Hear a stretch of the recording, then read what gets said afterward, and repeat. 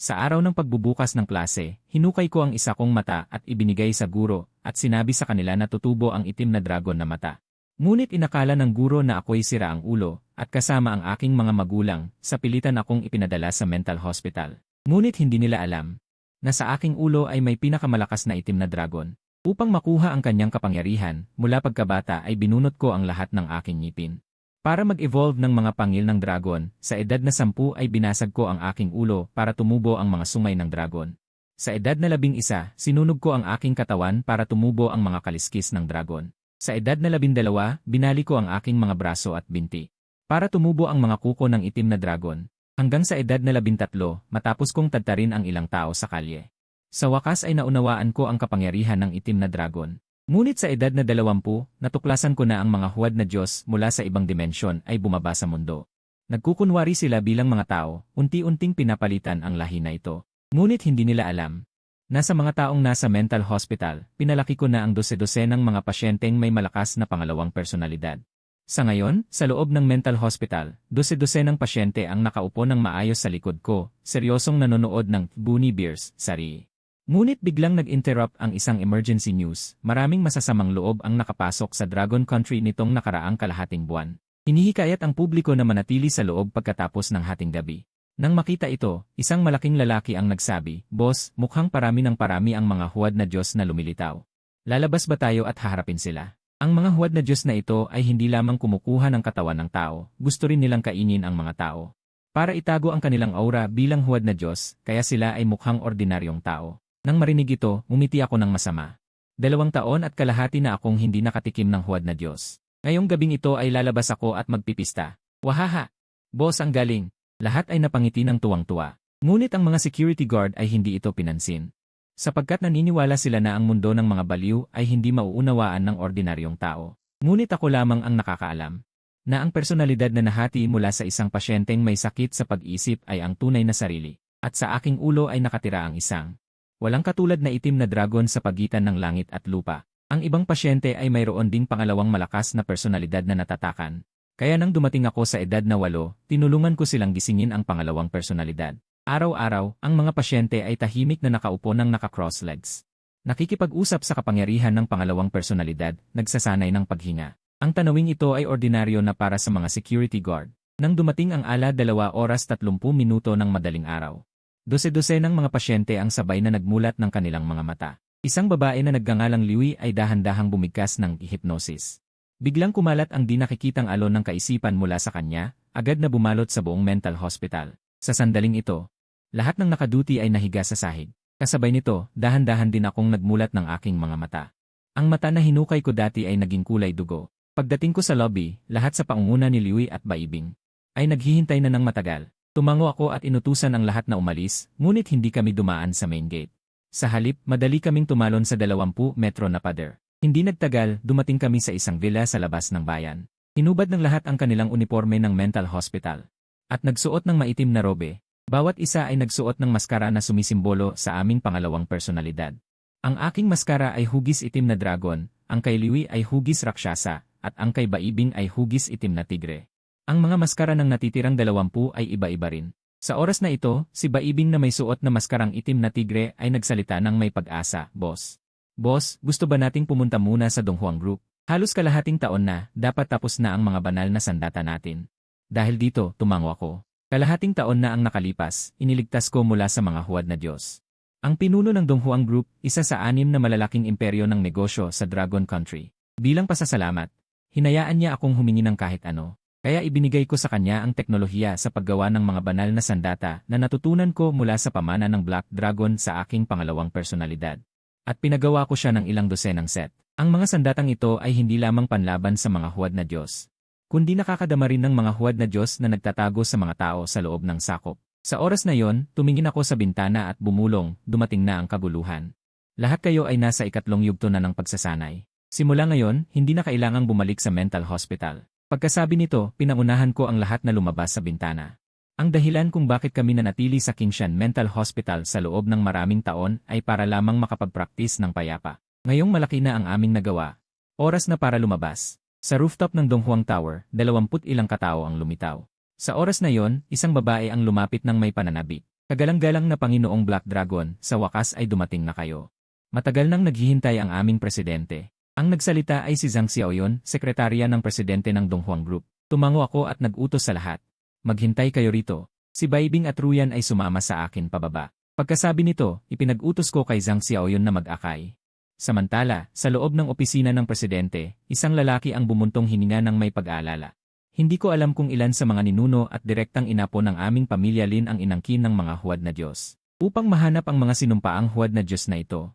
Umaasa lang ako sa isang tao. Hindi ko lang alam kung kailan siya darating. Ang pamilya Lin ay isa sa 6 na malalaking pamilya ng Dragon Country, na may kontrol sa ika-9 na bahagi ng yaman ng Dragon Country. Kung nais ng mga huwad na Diyos na ibagsak ang sangkatauhan, sisimulan nila sa 6 na malalaking pamilyang ito. Kung hindi dahil sa pagkikita ko sa kanya, kalahating taon na ang nakalipas, si Lin Feng ay naangkin na ng mga huwad na Diyos. Ngunit pagkatapos ng insidenteng yon, si Lin Feng ay naging kahina-hinala. Tingnan man niya ang sinuman sa paligid, para siyang huwad na Diyos, kahit ang kanyang asawa nakatabi niya sa kama. Akala niya ay huwad na Diyos ito. Dahil dito, siya ay nanghina sa mga nakaraang buwan. Sa sandaling iyon, tumunog ang doorbell ng opisina. At narinig ang bahagyang nanginginig na boses ni Sekretarya Zhang, Presidente Lin, dumating na si Ginoong Black Dragon. Nang marinig ito, masayang mabilis na lumakad si Lin Feng. Kaibigang Black Dragon, dumating ka na. Maupo, maupo. Umupo ako sa harap ng coffee table at bumulong, Presidente Lin, ang mga banal na sandata na pinagawa ko sa iyo, may natapos na ba?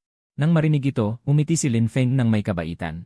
Ang mga banal na sandata na iyon ay lihim na natapos 1 buwan na ang nakalilipas. Habang nagsasalita, kumuha siya ng isang kahon mula sa drawer. Sa loob nito ay 23 na singsing na may iba't ibang disenyo. Ang pinakakilala ay isang singsing na Black Dragon. Ang katawan nito ay may umaagos na pattern ng dragon, parang buhay, at naglalabas ng maningning na malamig na liwanag.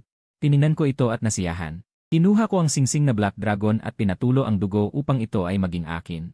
Habang sinisipsip ng singsing ang aking dugo, isang malabong ugnayan ang nabuo sa pagitan namin. Si Liu Ruyan at Baibing, na nasa tabi, ay kinuha rin ang kanilang mga singsing na Black Tiger at Rakshasa at pinatulo ang dugo.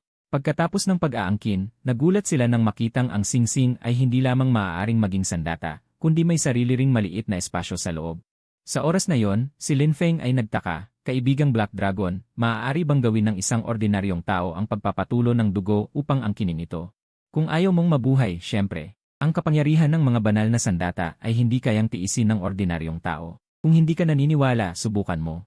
Pagkasabi ko, kumilos ang isip ko. Ang Black Dragon ring na suot ko sa gitnang daliri ng kanang kamay ay agad naging isang matalas na dugong sibat. Nagpapalabas ito ng nakakatakot na presyon na halos makapagpapahinga kay Ginoong Lin na pabuntong hininga siya dahil sa aura na kumakalat. Halos mamatay siya sa pagkapahinga. Ako, na nasisiyahan sa lakas na pumapasok sa aking katawan mula sa dugong sibat, ay nag-utos kay Ate Baibing. Dalhin ang sandata ng pagpatay sa Diyos pabalik at ipamahagi sa mga kapatid. Tumango siya, kinuha ang kahon sa mesa, at umalis nang hindi lumingon.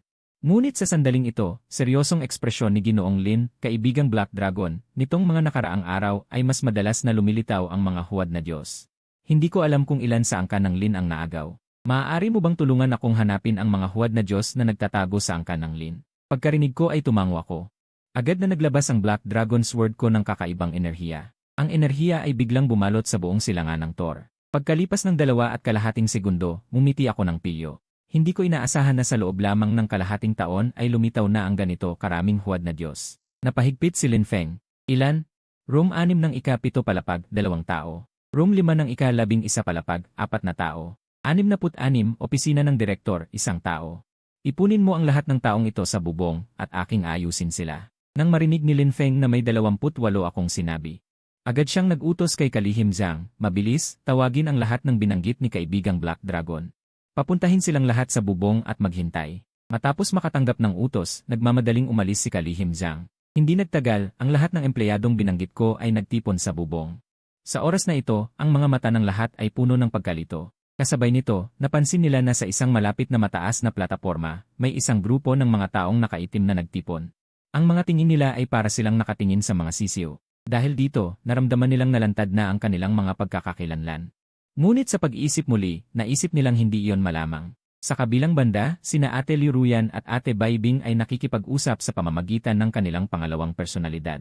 Bakit hindi pa dumarating ang boss? Hindi na ako makapaghintay na kumilos. Ang daming huwad na Diyos dito. Hindi ko na mapigilan ang paglalaway ko. Sa oras na ito, lumabas si Kalihim Zhang mula sa elevator. para patatagin ang mga huwad na Diyos na ito.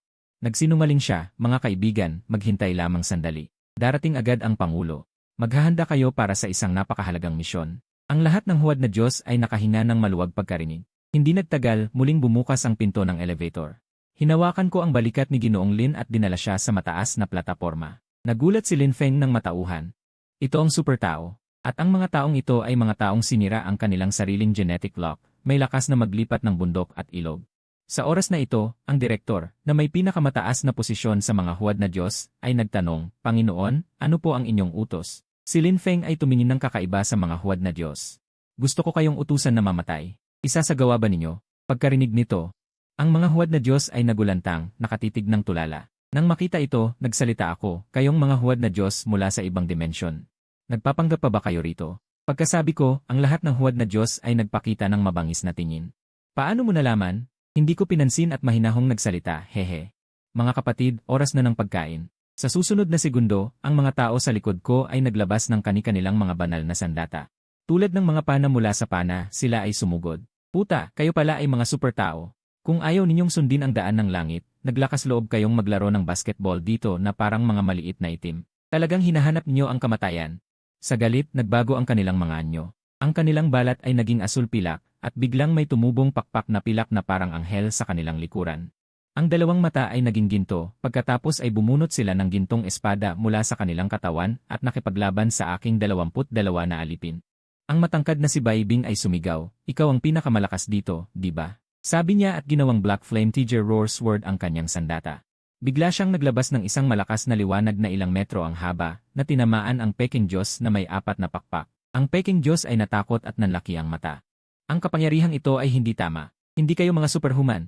Bago pa man matapos ang kanyang mga salita, siya ay hinati ni Baibing sa 2. Wala pang 2.5 minuto, ang iba pang Peking Diyos ay pinatay na lahat ni Baibing at ng iba pa. Si Lin Feng ay nagulat, hindi siya makapaniwala na ang labanan ay natapos ng napakabilis. Tumingin ako kay Lin Feng, Ginoong Lin, isama mo ang iyong sekretarya at bumaba. Sa ganap na 7 oras ngayong umaga, dito tayo magkita. Sasamahan kita pa uwi sa iyong angkan. Sumagot si Lin Feng at umalis. Pagkaalis nila, si Baibing ay nagdala ng 3 bangkay ng Peking Diyos at inilagay sa aking paanan. Boss, ito ang 3 pinakamalakas na Peking Diyos. Pakiusap, tamasahin mo, sabi niya.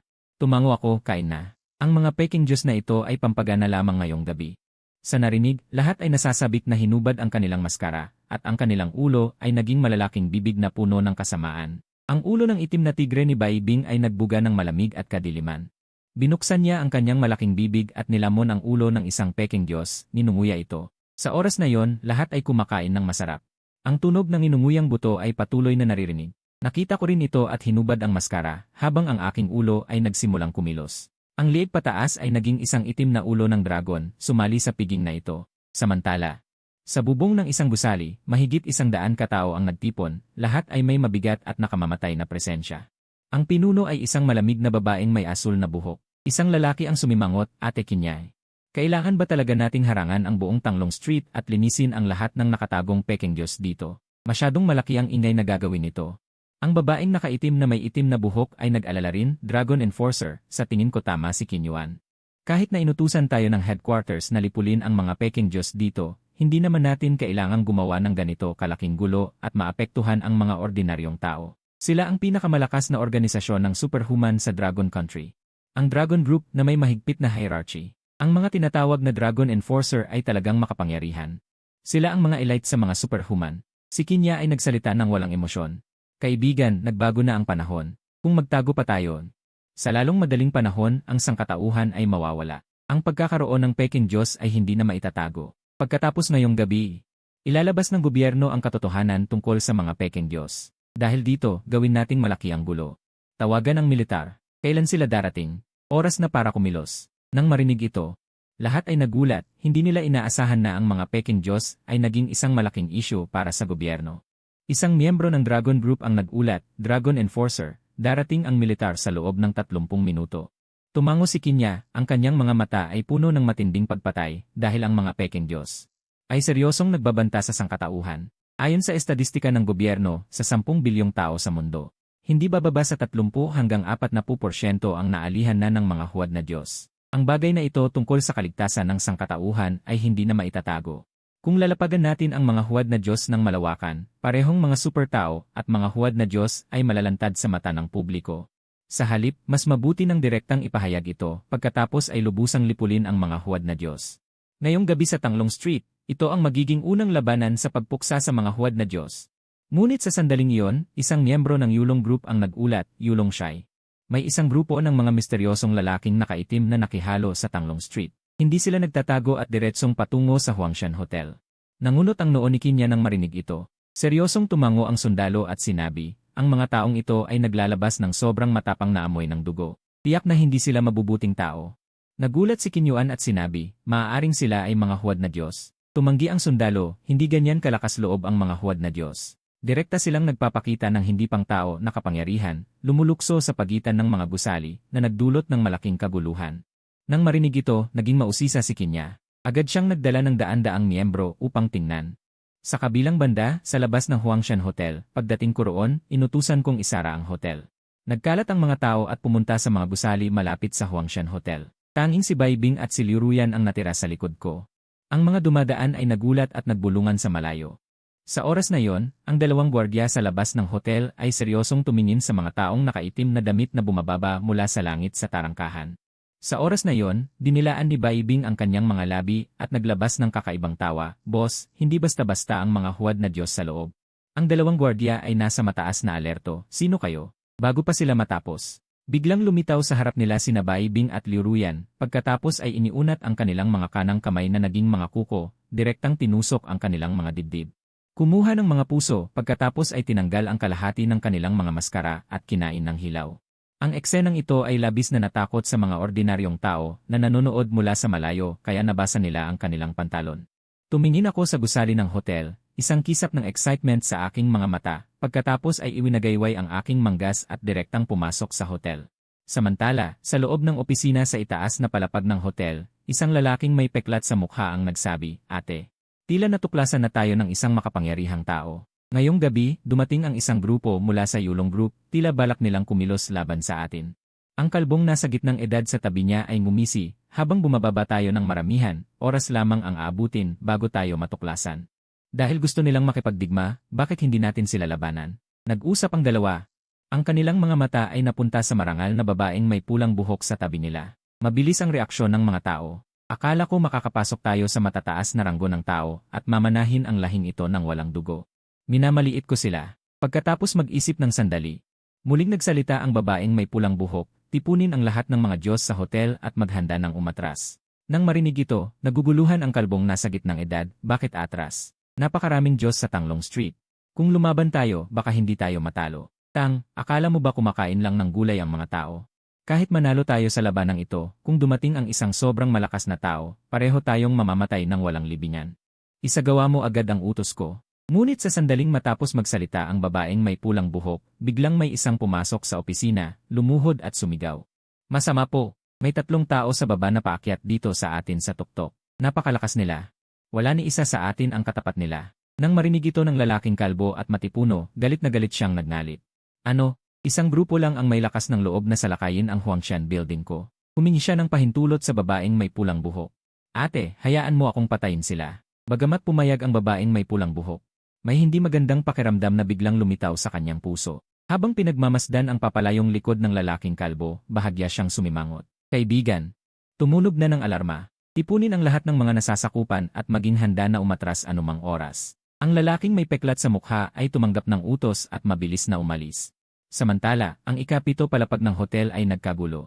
Sa sahig ay nakahiga ang isa-isa pang bangkay ng mga Peking Diyos. Ngayon, si Baibing ay naging isang malupit at masamang itim na tigre na anyong tao. Hinawakan niya ang puso ng isang Peking Diyos at isinubo ito. Si Liu Ruyan naman ay naging isang demonyo. Nakayuko siya sa lupa at kinakagat ang ulo ng isang Peking Diyos. At sa likod ko, sa ilalim ng itim na balabal, 2 napakasama at napakasamang itim na dragon ang lumabas. Masaganang kumakain ang mga ito sa mga bangkay ng ilang Peking Diyos sa lupa. Sa paligid ko ay lumulutang at umiikot ang 6 na kumikislap na kristal. Ito ang mga relikyang maaari lamang mabuo ng mga Peking Diyos na may 4 na pakpak. Ang loob ng mga ito ay naglalaman ng napakalakas na enerhiya. Hindi lamang ito magagamit sa paggawa ng mga sandata ng Diyos, kundi maaari ko ring gamitin para sumipsip at magsanay. Sa sandaling iyon, isa sa aking mga nasasakupan ang nagmamadaling nagulat. Boss, Maraming malalakas na tao mula sa sangkatauhan ang dumating sa labas ng hotel. Nang marinig ito, may mapaglarong kislap ang aking mga mata. Huwag pansinin. Kung maglakas loob silang lumaban sa akin, lilinisin ko sila. Sinagot ako ng nasasakupan na ito. Lumingon at mabilis na umalis. Ngunit gusto ko sanang magpatuloy sa susunod na palapag nang biglang bumukas ang pinto ng elevator. At doon, pinangunahan ng lalaking kalbo at matipuno, 7 o 8 Peking Diyos na may 5 pakpak at malakas na aura, ang lumabas na may mabagsik na ekspresyon. Nang makita ito ni Baibing, hawak-hawak ang kanyang Black Flame Tiger Roar Sword, dumiretso siya sa kanila upang patayin. Pero nang una kaming makita ng lalaking kalbo, pumikit siya ng bahagya. Hindi kayo tao. Pagkasabi nito, biglang nagpakita ang totoong anyo ng lalaking kalbo. Isang lalaking may gintong buhok, nakasuot ng gintong baluti at may malalaking pakpak ang lumitaw. Nang makita si Baibing na sumalakay, ang lalaking gintong buhok ay bumunot ng isang gintong banal na espada at sinalubong siya. Sa isang malakas na dagundong, ang Black Flame Tiger Roar Sword ni Baibing ay marihang bumangga sa gintong banal na espada. Agad na sumabog ang isang malakas na alon ng enerhiya.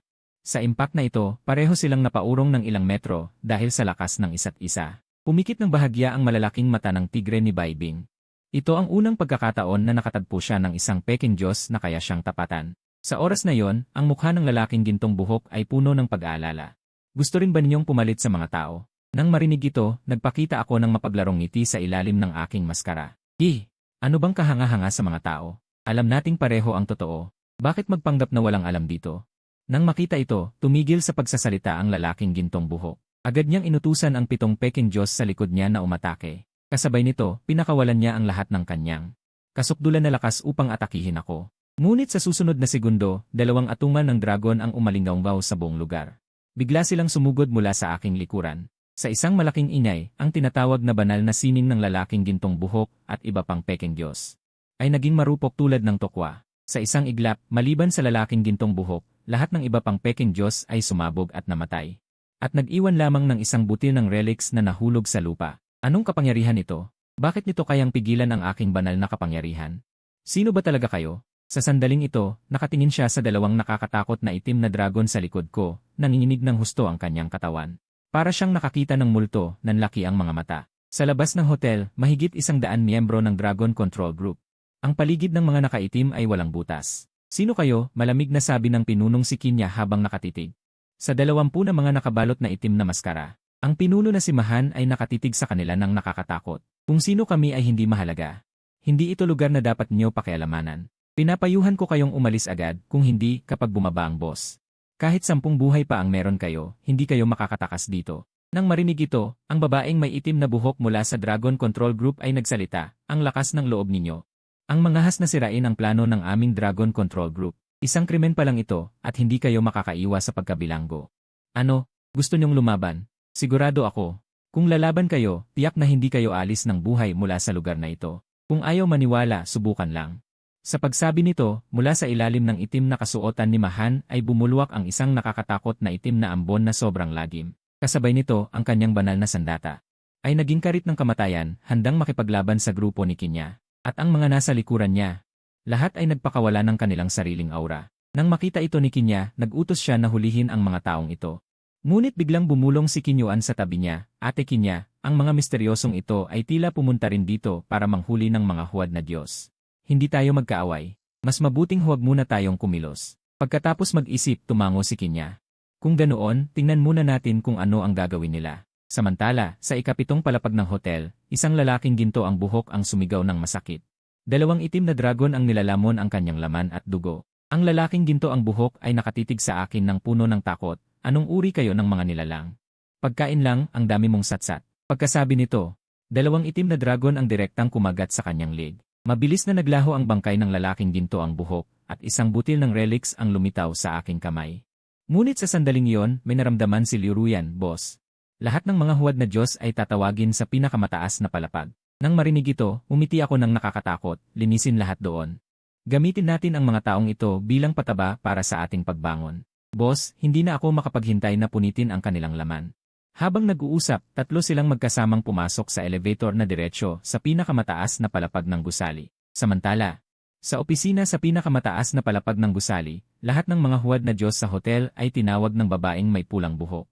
Mukhang daan-daan sila. Ang mga nandito ay ang mga pinakamakapangyarihang tao sa lungsod ng Dragon River. Ngunit nang tingnan nila ang babaeng may pulang buhok na nakatayo roon, puno ng paggalang ang kanilang mga mata. Dahil ang babaeng may pulang buhok ang pinakamakapangyarihan sa mga huwad na Diyos na dumating sa lungsod ng Dragon River, isang 8 pakpak na huwad na Diyos. Sa oras na ito, ang lalaking may peklat na nakatingin sa elevator ay puno ng pagkalito. Pangalawang kapatid, mahigit 10 minuto na siyang bumaba, wala pa ring balita. Baka may nangyaring masama. Malamig na sabi ng babaeng may pulang buhok sa kakayahan ng pangalawang kapatid bilang 7 pakpak na huwad na Diyos. Kahit harapin ang Dragon Envoy, may kakayahan siyang makaalis ng ligtas. Katatapos lang niyang magsalita, nagsimulang magbago ang palapag na nakadisplay sa elevator. Mabilis na umakyat ang elevator patungo sa kanilang palapag. Nang makita ito, tumango si Scarface. Mukhang nag-aalala lang ako ng walang dahilan.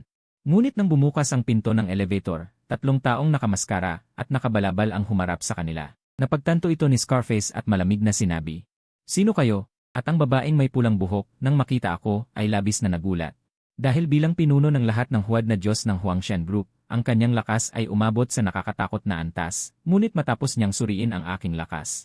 Isang hindi maipaliwanag na pagkabahala ang bumangon sa kanyang puso. Sa oras na yon, nakita ni Scarface na hindi ko siya pinapansin, kaya nag-alab ang galit sa kanyang dibdib. Agad niyang iniutos sa daan-daang huwad na Diyos na patayin ako. Sa susunod na sandali, hinubad nila ang kanilang balat ng tao, at mga gintong pakpak ang lumitaw mula sa kanilang likuran.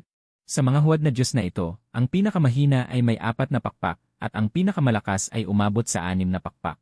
Sabay-sabay silang bumunot ng gintong banal na espada mula sa kanilang mga katawan at sumalakay sa amin. Kasabay nito, ang mga kamay ni Zibing ay biglang nagbago, naging isang pares ng napakasamang itim na tigre na kuko at pangil. Lumitaw din sa kanyang mga kamay ang Black Flame Tiger Roar Blade, na naglalabas ng nakakatakot na itim na aura. Isang hampas lang mula kay Zibing ay sumira sa banal na liwanag ng ilang huwad na Diyos. At pinutol ang kanilang mga ulo. Samantala, ang magagandang kamay ni Liu Ruyan ay naging mararahas na mga kuko ng Rakshasa. Sa ilalim ng kanyang mabangis na mga kuko, ang mga huwad na Diyos na ito ay hindi makatiis kahit isang suntok mula sa kanya. Sa pagwawalis ng mga kuko na may itim na ambon, ilang huwad na Diyos ang nawala ng walang bakas. Ang babaeng may pulang buhok at ang nasa katanghaliang lalaking si Scarface ay nakakita nito. At namangha ng labis, nakatitig na parang mga manok. Nagbago ang anyo ni Scarface at agad na hinubad ang balat ng tao. Kasabay nito, 7 gintong pakpak ang bumukas mula sa kanyang likuran. Bumunot siya ng gintong banal na espada at inihampas ito sa dalawa. Ngunit biglang, isang itim na kidlat na parang dragon na kulog ay biglang bumagsak sa harap ng huwad na Diyos na si Scarface. Agad na naramdaman ni Scarface na huwad na Diyos ang matinding panganib. Huminto siya sa pwesto at tumingin sa akin nang may pagtataka. Paano nangyari? Tila isang ordinaryong tao lamang siya, bakit nagtataglay siya ng napakalakas na kapangyarihan? Narinig ko ito at mumisi. Mukhang kumpara sa huwad na Diyos na yon dati, may utak ka pa. Nang marinig ito ng huwad na Diyos na si Scarface, isang ginaw ang pumasok sa kanyang puso. Anong ibig mong sabihin? Anong ginawa mo sa pangalawa kong kapatid? Pagkatapos ay kumislap ang mga mata ko ng malamig na liwanag, at tinitigan si Scarface ng may malamig na tono. Sinasabi mo ba ang kalbong tanga na yon? Siyempre ginawa ko siyang sustansya upang palakasin ang aking sarili. Paano iyon mangyayari? Ang huwad na Diyos na si Scarface ay nagangalit na sinabi, "Ikaw, isang superhuman lamang, paano mo mapapatay ang pangalawa kong kapatid? Paano ko siya pinatay? Malalaman mo kaagad." Pagkatapos sabihin yon, 2 ungol ng dragon ang narinig. 2 itim na dragon ang lumabas mula sa aking likuran, bitbit ang nakakatakot na presyon. Ang sobrang ligaw na itim na kidlat ay bumaba sa aking balat. Hindi makapaniwala ang huwad na Diyos na si Scarface habang nakatingin sa akin. Anong uri ka ng nilalang? Sa sandaling iyon, naunawaan niya na hindi ako tao. Ngunit kahit sa kanyang kaalaman bilang isang huwad na Diyos, hindi pa siya nakakita ng ganito kakatakot na halimaw. Hindi ako sumagot. Isang malamig na ngiti lamang ang aking ibinigay. Sa isang iglap, kumulog ang kulog. Tanging ang 2 itim na dragon sa aking likuran ang bumuka ng kanilang malalaking bibig. Ang itim na kidlat ay nagtipon sa loob ng kanilang mga bibig, at sa isang sandali ay nabuo ang isang itim na sinag ng kidlat. Sinalakay nito ang huwad na Diyos na si Scarface. Nang makita ito, napilitang panghawakan ng huwad na Diyos na si Scarface ang kanyang gintong banal na espada at gamitin ang kanyang pinakamataas na banal na kapangyarihan upang labanan ang atake na basta ko lang inilabas. "Tigilan mo iyan," sabi ng babaeng may pulang buhok na hindi pa umaatake. Biglang inalis ang anyong tao at ipinakita ang tunay na anyo ng babaeng Diyos-Diyosan na may gintong buhok na kumakalat. Kasabay nito, 8 gintong pakpak ang ipinamala sa kanyang likuran. Hindi nag-atubili ang babaeng Diyos-Diyosan na gamitin ang kanyang kakayahan. Sa isang iglap, nabalot siya ng gintong liwanag ng Diyos. Ang walang kapantay na kapangyarihan ng Diyos ay bumuhos tulad ng baha. Ang gintong kapangyarihan ay bumuo ng isang sinag sa kalawakan. Iniunat ng babaeng Diyos-Diyosan ang kanyang banal na pana. Agad na bumuo ng isang gintong espada na palaso. Ngunit ang gintong palasong ito, sa harap ng aking mapangwasak na itim na electromagnetic cannon, ay walang laban. Ang napakalawak na kapangyarihan ng Diyos ay agad na naglaho sa himpapawid. Nang makita ito ng peking Diyos na may peklat sa mukha, lumiit ang kanyang mga mata. Sa susunod na segundo, ang itim na enerhiya ay tumama na sa kanyang harapan. Ipinikit niya ang kanyang mga ngipin at lumaban. Ngunit sa harap ng ganap na kapangyarihan, siya ay walang laban. Sa huli, ang kanyang katawan ay naglaho tulad ng alikabok.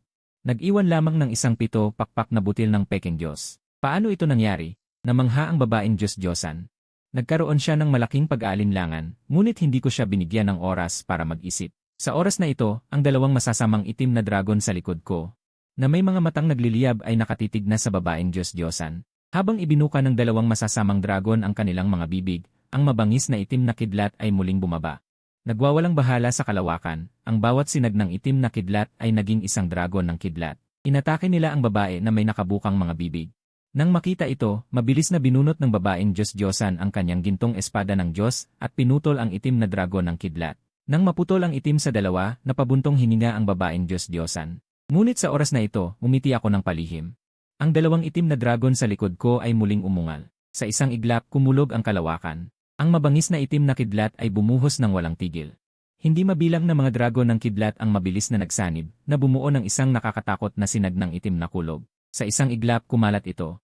Nais ng babaeng Diyos-Diyosan na tumakas, ngunit huli na ang lahat. Kailangan niyang gamitin ang kanyang 8 gintong pakpak ng Diyos upang protektahan ang kanyang buong katawan.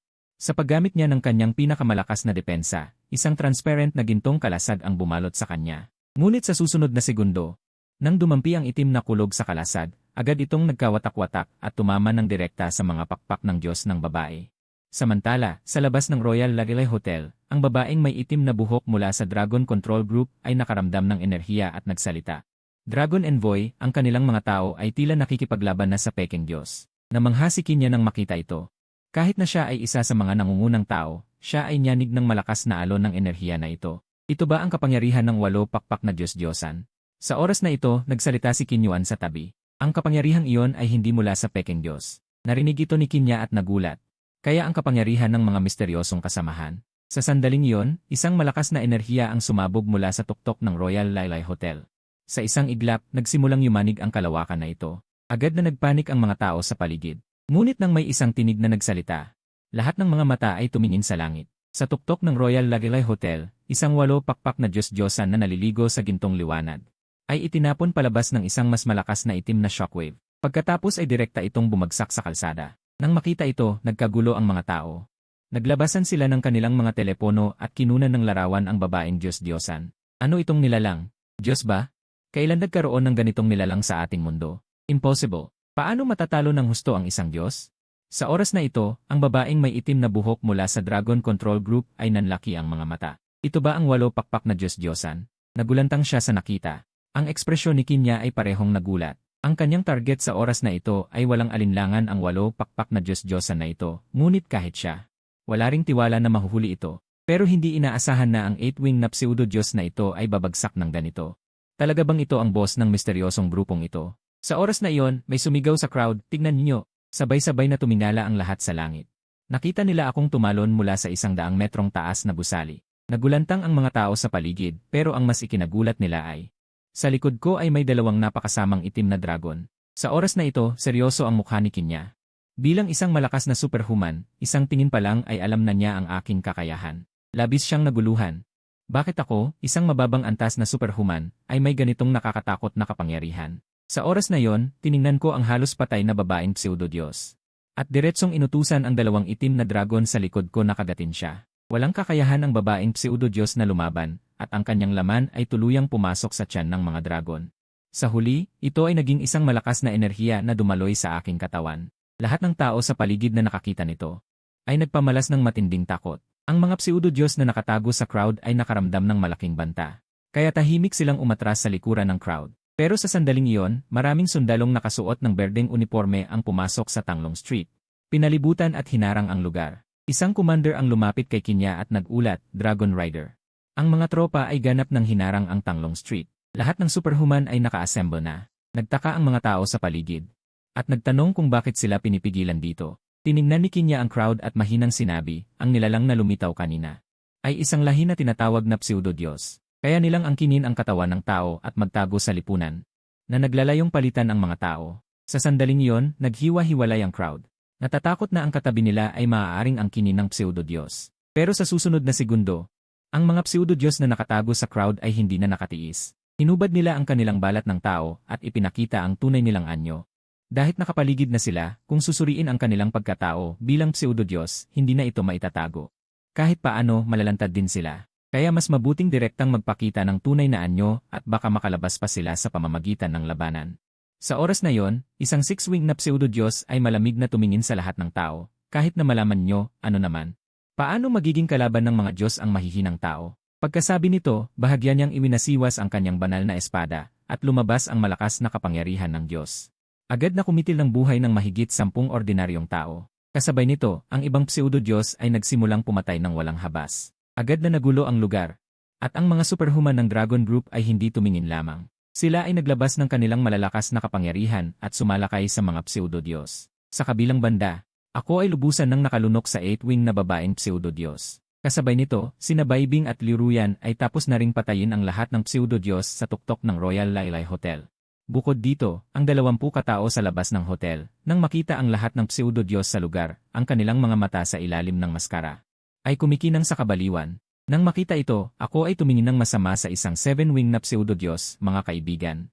Oras na para kumain ng busog. Sa aking pagbaba ng boses, mahigit 20 na mga alipin ay naglabas ng kanilang mga sandatang pumatay Diyos. Ang kanilang mga katawan ay nag-anyo sa mga nakakatakot na nilalang. Sina Baibing at Liruyan ay nanguna, marahas na pumapatay sa mga 5-wing na pseudo-Diyos. Lubhang malupit ang kanilang mga pamamaraan. Ako naman ay hindi tumigil, ang aking mga kamay ay muling nag-anyo sa mga itim na kuko ng dragon. Ang aking anyo ay parang multo, dumating sa harap ng 7-wing na pseudo-Diyos. Nang makita ako ng 7-wing na pseudo-Diyos, biglang nagbago ang kulay ng mukha, tumalikod at gustong tumakas, ngunit isang itim na dragon ang lumipad mula sa likuran ko. Kinagat at pinutol ang leg ng 7 pakpak na huwad na Diyos. Matapos ang isang malakas na sigaw, agad itong nawalan ng lakas upang lumaban. At ako ay walang pag-aalinlangan, direktang pinunit ang kanyang ulo at nilulon ito. Sa sandaling iyon, ang mga huwad na Diyos na sumabog sa eksena ay nasa kawalan na. Ngayong pinatay ko na ang pinakamalakas na 7 pakpak na huwad na Diyos, masasabing tiyak na matatalo ang mga huwad na Diyos sa labanang ito. Ngunit sa oras na ang mga huwad na Diyos ay nasa kawalan ng pag-asa at ang mga tao ay nagdiriwang, biglang isang napakalaking banal na kapangyarihan ang bumuhos mula sa kalangitan. Isang ginintuang liberation ng espada ang sumalakay mula sa himpapawid, ang target ay ang mga miyembro ng Yulong Group. Agad na maraming miyembro ang nahati sa dalawa. Ang biglaang eksenang ito ay hindi inaasahan ng sinuman. Nang tuminala ako, nakita ko ang isang huwad na Diyos na naglalabas ng malakas na presyon sa langit. At sa kanyang likuran ay mayroong 10 ginintuang sagradong tatak. Ito ay isang nakakatakot na 10 pakpak na huwad na Diyos. Nang makita ito ng mga tao sa paligid, sila ay nanginginig at natakot. Kahit hindi pa nila alam ang konsepto ng huwad na Diyos, sinuman na may utak ay makakakita na. Ang bilang ng mga pakpak sa likod ng huwad na Diyos ay kumakatawan sa kanilang lakas. Nang makita ito, isang babaeng itim ang buhok mula sa Yulong Group ay labis na nagulat. Ito ay isang 10 pakpak na huwad na Diyos. Dapat malaman na kahit si Kinya, ang Yulong Envoy, ay nasa saklaw lamang ng 7 pakpak na huwad na Diyos. Sa pag-iisip nito, ang mukha ng babaeng itim ang buhok ay naging napakadilim. Ang mga mukha ni Kinya at Kinyuan ay mas lalong naging pangit. Samantala, ang natitirang mga huwad na Diyos sa lugar ay sumigaw sa tuwa, dakilang 10 pakpak na Diyos. Dakilang 10 pakpak na Diyos ay dumating upang iligtas tayo. Nakita nila ang 10 pakpak na huwad na Diyos na malamig na tumingin sa lahat, kayong mga langgam na tao. Paano kayo nangangahas na manghuli ng aking lahi ng mga Diyos? Pumunta kayong lahat sa impyerno at magsisi. Pagkasabi nito, inihampas niya ang kanyang banal na espada. Agad na isang walang kapantay na ginintuang gasuklay ang sumugod. Nang makita ito, nagbago ang kulay ng mukha ni Kinya at mabilis na pinakawalan ang pinakamalakas na kapangyarihan sa kanyang katawan. Sa isang iglap, ang nagliliyab na pulang apoy ay bumalot sa kanya, tila isang diyosa ng apoy. Sa sandaling iyon, ginamit ni Kinya ang kanyang pinakamataas na antas ng kapangyarihan. Isang walang kapantay na pulang apoy ang sumabog mula sa kanyang palad, na bumangga sa gasuklay na sumusugod.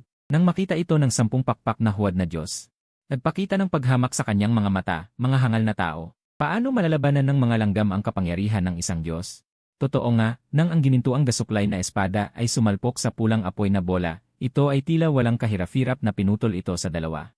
Pagkatapos ay tumama ito ng malakas kay Kinya. Ang mabagsik na enerhiya ay sumabog sa espasyo, at ilang mga gusali sa paligid ay agad na nawasak sa mga guho.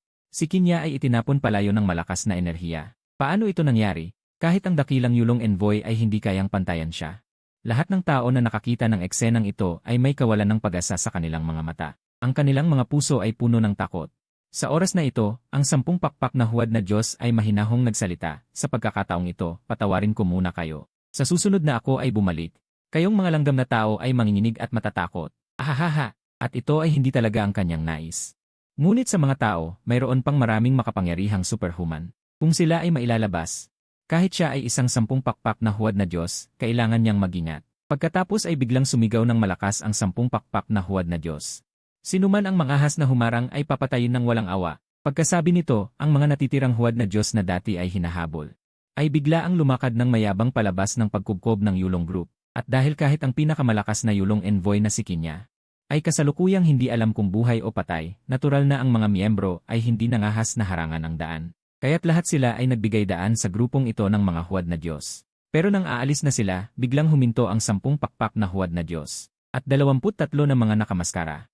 Na itim na balabal ang humarang sa kanila. Hahaha, hahaha, mukhang dumating na ang pangunahing putahe natin. Kung ano kaya ang lasa nitong 10 pakpak na huwad na Diyos? Dati nang kumain ako ng 6 na pakpak na huwad na Diyos, pakiramdam ko'y aakyat na ako sa langit.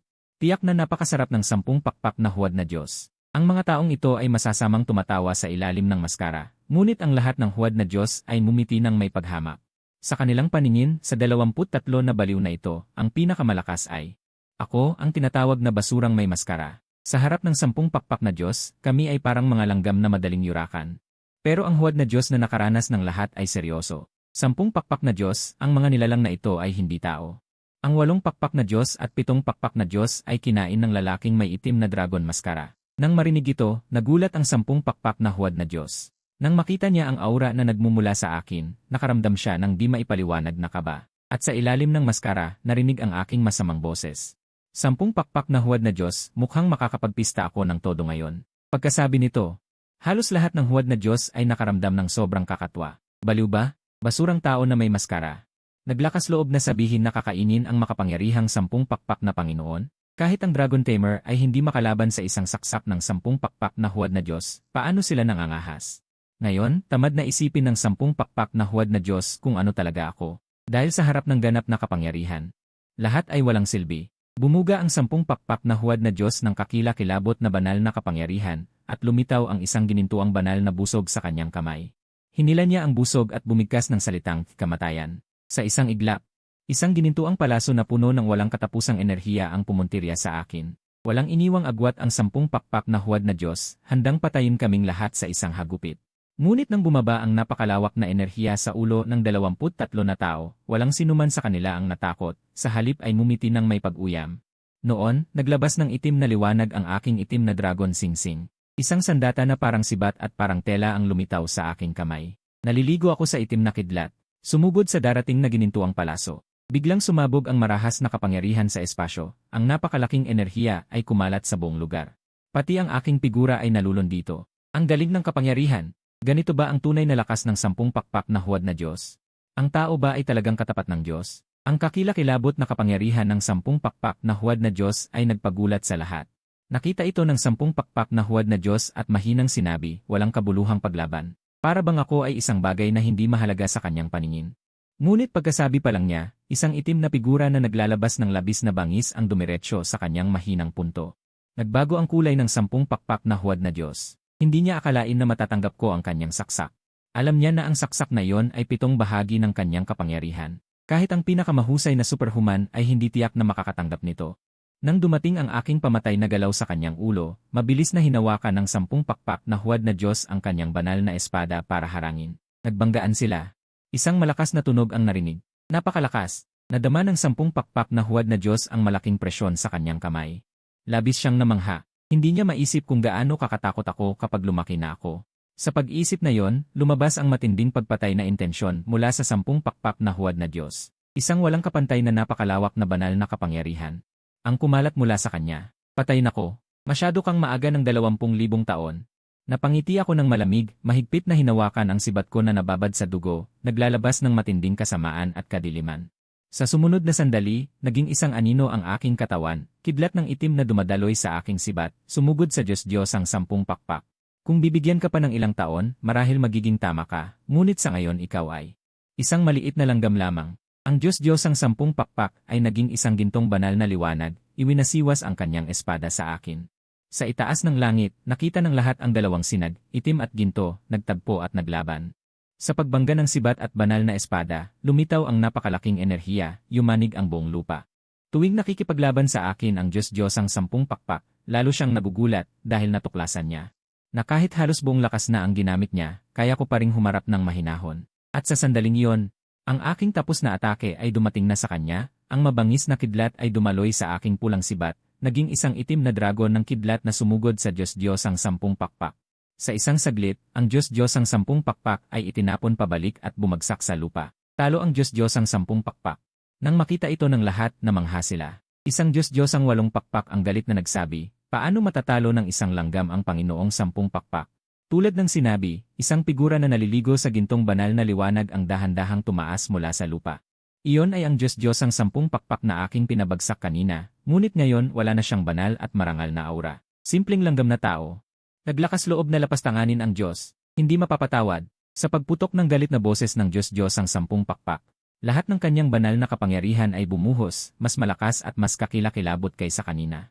Ang eksenang ito ay parang tunay na Diyos na bumababa sa mundo. Pagkatapos, ang 10 gintong pakpak sa kanyang likod ay bumuka. Ang langit at lupa, sa gitna ng Diyos-Diyosang 10 pakpak. Ang banal na kapangyarihan ay parang alon na dumaloy sa kanya, isang napakaliwanag na gintong bola ang nabuo sa kanyang likuran. Ang mga nakapaligid na Diyos-Diyosan ay nagkaroon ng kasabikan. Ito ay banal na teknik. Ang banal na teknik ng Panginoong 10 pakpak. Shinra Tensei. Ang banal na teknik ay isang likas na kakayahan na nasa dugo ng mga Diyos-Diyosan. Kapag mas maraming pakpak, mas malakas ang kakayahan. Sa sumunod na sandali, ang Diyos-Diyosang 10 pakpak ay bumuo ng isang malaking bolang liwanag na parang araw. At ibinato ito sa akin. Tungkol dito, umiti lang ako ng bahagya. Mukhang kailangan ko nang gamitin ang tunay kong kakayahan. Pagkasabi ko, ang aking buong katawan ay nagbago ng malaki, ang aking ulo ay naging isang itim na dragon. Pagkatapos, ang mga kuko, sungay at kaliskis ng dragon ay lumitaw mula sa aking katawan. Ngayon, hawak ko ang pulang sibat. At sinugod ang malaking gintong bolang liwanag. Sa malakas na pagsabog, ang gintong bola ay nahati sa dalawa. Ang mga ordinaryong tao na nanonood ay direktang tinangay ng shockwave, at ang mukha ng Diyos-Diyosang 10 pakpak ay nagbago. Hindi niya inaasahan na ang kanyang pinakamalakas na banal na teknik ay mahahati ng isang atake ko. Ngayon, nakakaramdam siya ng hindi pa nararanasang presyon, ang tanging nasa isip niya ay ang tumakas. Ngunit bago pa siya makakilos, ang aking sibat ay biglang sumugod sa kanya. Mabilis na hinawakan ng Diyos-Diyosang 10 pakpak ang kanyang banal na espada para tumanggi, ngunit ang kanyang espada ay hindi man lang tumagal ng 2.5 segundo, agad na nadurog at nawala bilang gintong banal na kapangyarihan sa kalawakan. Sa sandaling lumiit ang mga mata ng Diyos-Diyosang 10 pakpak, ang aking matalim at nakakatakot na sibat ay mabilis na pumutol sa kanyang ulo. Nang bumagsak ang ulo ng 10 pakpak na Diyos-Diyosan, bigla itong sinunggaban ng isang itim na dragon sa likod ko at nilamon. At ang isa pang itim na dragon ay walang pakundangan, pinagpira-piraso ang laman ng 10 pakpak na Diyos-Diyosan. Ako naman ay hindi nagdalawang isip. Pinunit ko ang pakpak ng 10 pakpak na Diyos-Diyosan at mumunguya. Nakatitig lang ang lahat ng tao sa eksenang ito. Kahit mukhang matuwid ang mga Diyos-Diyosan. Lahat sila ay mga nilalang na nagtatangkang palitan ang sangkatauhan. Ako naman, kahit mukhang napakasama, ang pinapatay ko ay mga Diyos-Diyosan. Sa sandaling iyon, hindi na nila alam kung sino talaga ang masasama. Sa kabilang banda, lahat ng mga Diyos-Diyosan ay natatakot sa akin, ang tanging nasa isip nila ay ang tumakas. Ngunit si Bachbang, Liun Huyen at ang iba pa, ay ngumisi at humarang sa kanila. Sa oras na iyon, isang 6 na pakpak na Diyos-Diyosan ang nagkunot noo at bumuntong hininga ha. Mga langgam, akala nyo ba dahil may maskara kayo ay kaya na ninyong maging mayabang sa harap ng mga Diyos? Kahit na mukhang delikado ang grupong ito, sapat na ang isang katulad ko para maging kakaiba, hindi naman pwedeng lahat ng alipin ay hindi pangkaraniwan. Pagkatapos ay bumunot ang 6 na pakpak na Diyos-Diyosan ng banal na espada mula sa kanyang katawan at sinalakay sila. Simahan sa mga taong nakamaskara ay lumundag, ako na ang bahala sa 6 na pakpak na ito. Sa kanyang sinabi, isang nakakatakot na itim na ambon ang sumabog mula sa kanyang itim na balabal. Pagkatapos ay lumitaw sa kanyang kamay ang isang matalas na karit na mahigit 2 metro ang haba. Ito ang sandata pumatay Diyos ni Mahan. Karit ni kamatayan.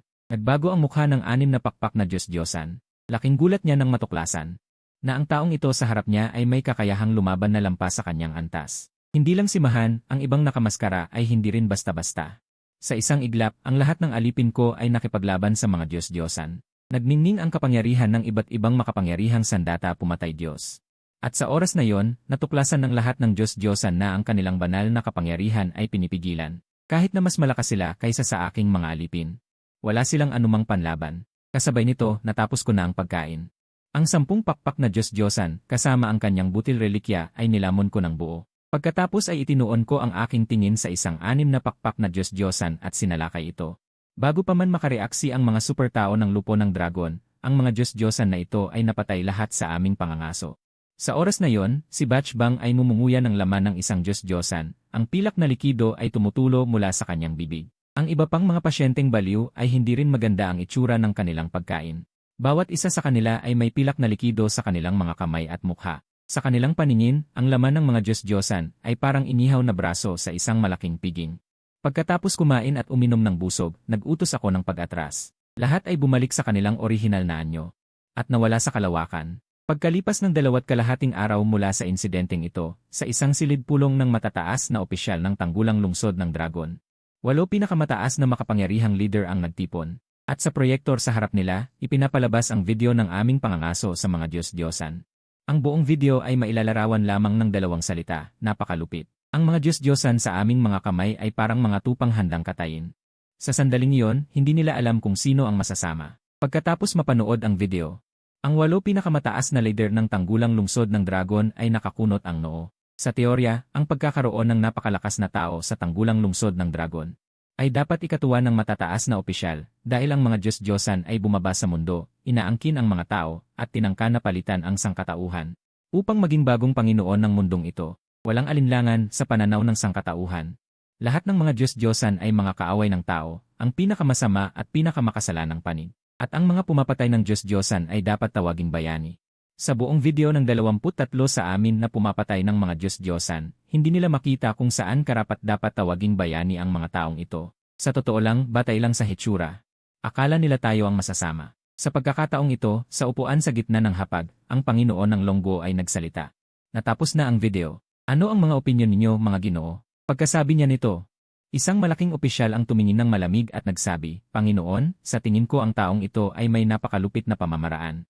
Kung hindi mapigil, tiyak na magiging malaking sakit ng ulo ng ating Longgo sa hinaharap. Dapat nating patayin siya habang nasa duyan pa. Pagkatapos ng mga salitang ito, isa pang malaking opisyal ang tumayo at sumang-ayon, Panginoon. Sa tingin ko tama ang sinabi ng ikatlong matanda. Ang grupong ito ay may hindi makatao at mabagsik na pamamaraan. Talagang hindi sila superhumans. Sa tingin ko, kumpara sa mga peking Diyos, hindi rin sila maganda. Kung ilalagay sa loob ng bansa, sila ay magiging panganib din, dapat silang patayin ng maaga. Ang mga pamamaraan ng mga taong ito ay napakalupit. Dahil sa aking pag-iral, sa panonood lang ng video ay nakaramdam na sila ng takot. Dagdag pa ang aking napakalupit na pamamaraan, mahirap para sa kanila na hindi maghinala na ako ay gagawa ng malawakang patayan sa mga tao. Ngunit sa oras na ito, isang opisyal na may mabait na mukha ang nagsabi, Mga Ginoo, sa tingin ko ang inyong mga opinyon ay hindi naayon. Ang paghusga sa bagay batay lamang sa video ay hindi matalinong desisyon. Ang mga misteryosong taong may maskara na ito, kahit na ang kanilang pamamaraan ay malupit. Ang kanilang pinapatay ay ang mga peking Diyos. Ang mga peking Diyos, anong uri ng masasamang nilalang sila? Sila ang nagtatangkang pumalit sa atin mga tao. Sirain tayong mga tao. Ang paggamit ng masasamang pamamaraan upang patayin ang mga masasamang peking Diyos na ito. Ano ang mali doon?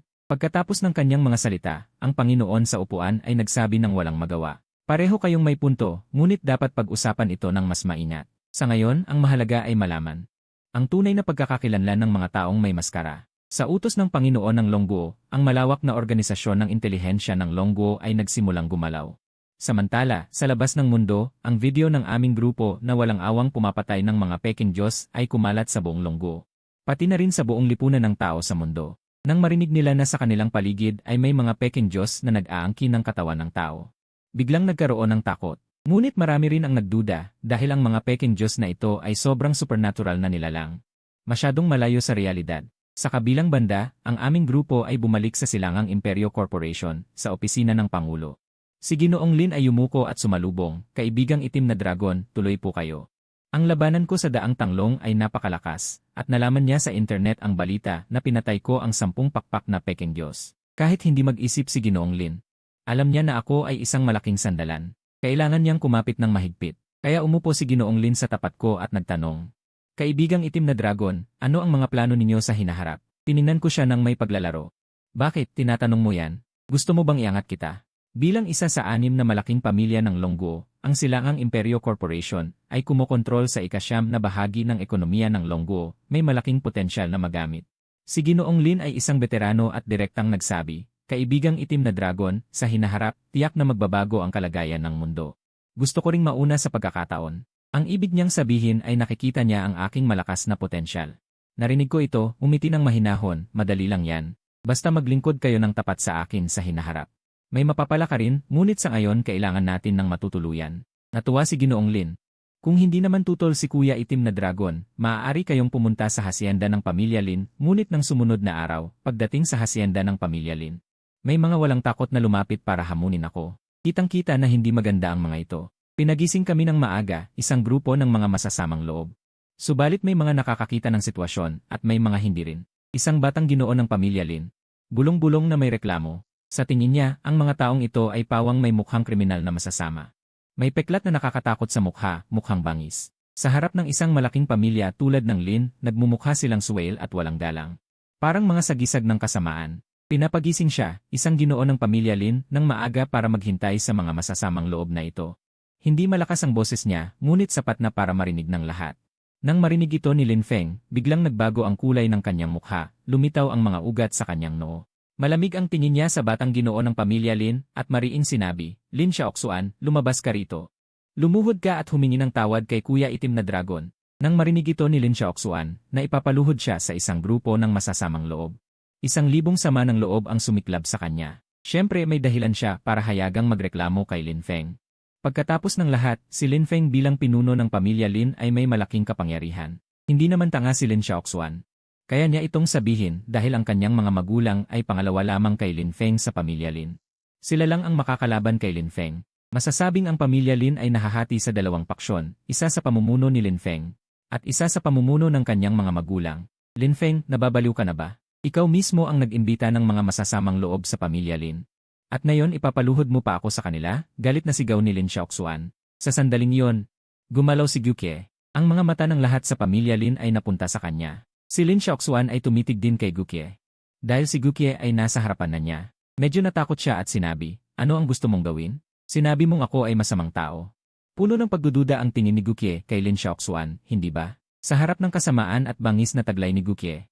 Imposibleng hindi matakot. Hindi maiwasang umatras ni Lin Xiaoxuan. Tama ka naman, ako ay isang napakasamang tao. May kalupitan sa mga mata ni Gukie.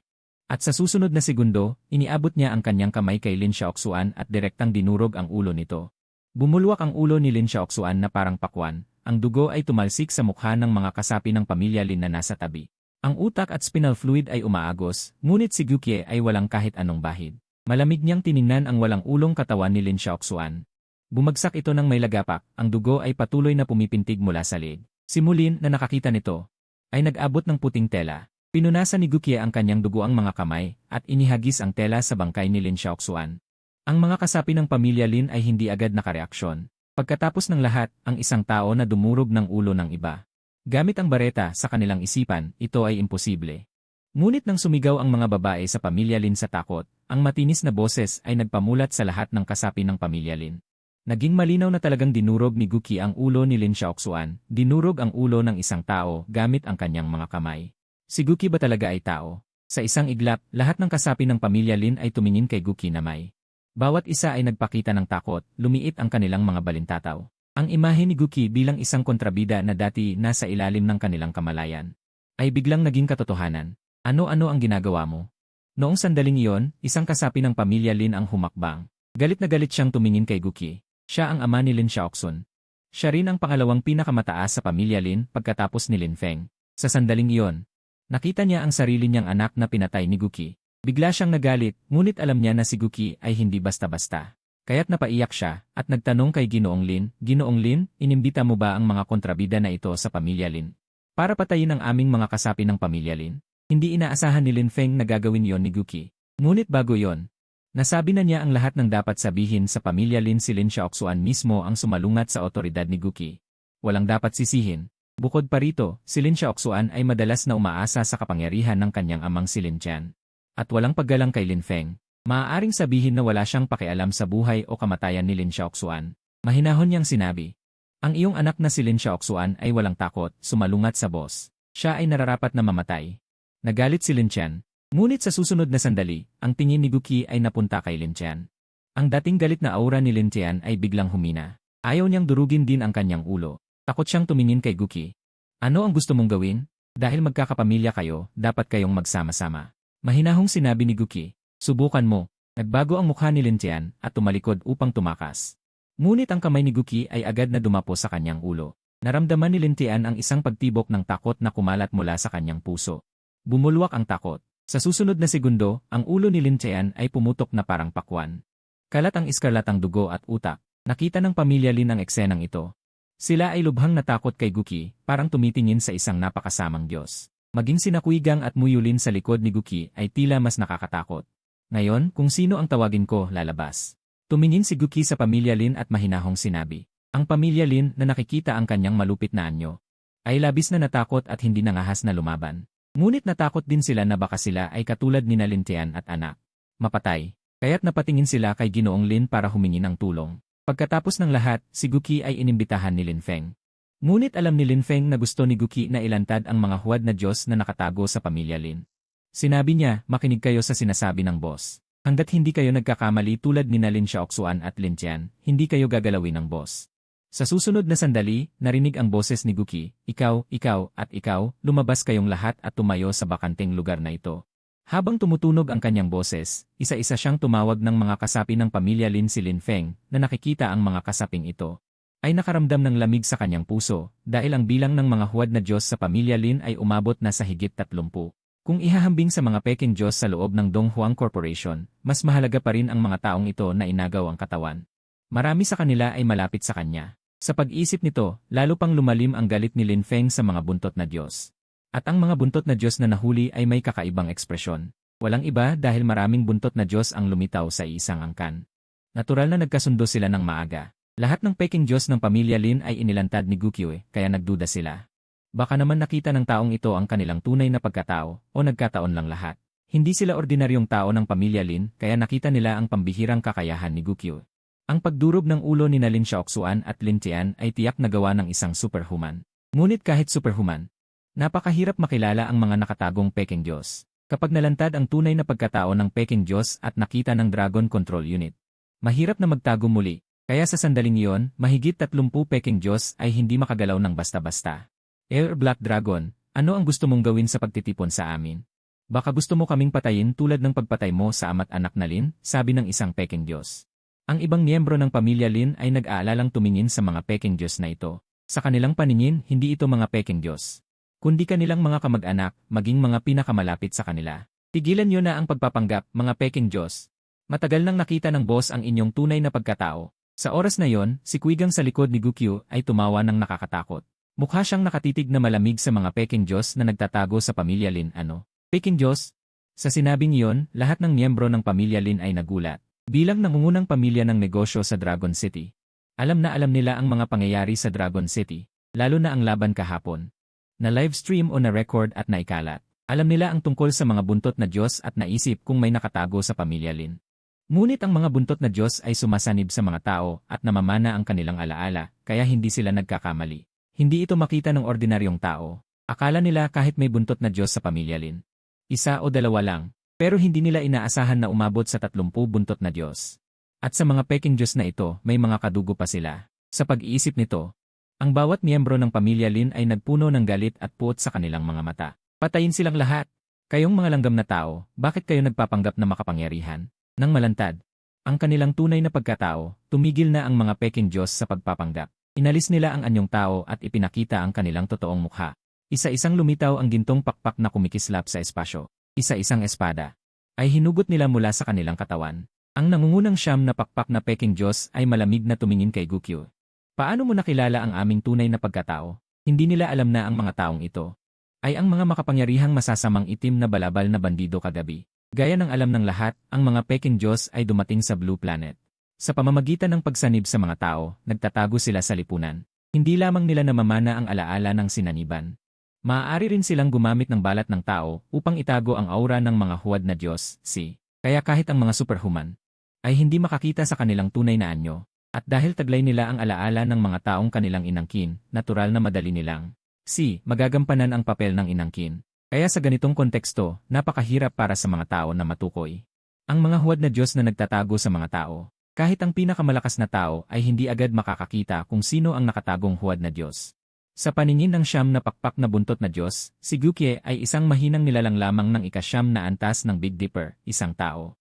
Paano niya silang lahat mahahanap? Tiyak na mayroon siyang espesyal na paraan. Kung ang kakayahan ni Gukye ay gagamitin ng mga tao sa paghuli sa mga buntot na Diyos, tiyak itong magiging malaking banta sa lahat ng buntot na Diyos. Sa pag-isip nito, ang siyam na pakpak na buntot na Diyos na nagsalita kanina ay may mabangis na intensyong pumatay na lumitaw sa kanyang mga gintong mata na may banal na liwanag. Ito ba ang iyong huling habilin? Walang pakialam na wika ni Gukye. Ang pinakamalakas na siyam na pakpak na buntot na Diyos na naroon ay nanlamig ang mukha at ang kanyang boses ay may dalang makapangyarihang banal na presyon na dumurog kay Gukye. Sa kanyang paningin, si Gukye, isang mahinang nilalang ng ikasyam na antas ng Big Dipper, ay walang karapatan na maging ganito kayabang. Dahil kayabang ni Gukye, gusto niyang supilin ang kayabangan ng taong ito. Gayunpaman, nagulat ang siyam na pakpak na buntot na Diyos na ang kanyang banal na presyon ay tila walang epekto kay Gukye. Sa kanyang lakas na siyam na pakpak na buntot na Diyos na ikawalong antas ikasyam na yugto. Ang dumurog sa isang ikasyam na antas ng Big Dipper ay dapat madali lamang. Ngunit hindi na ito mahalaga.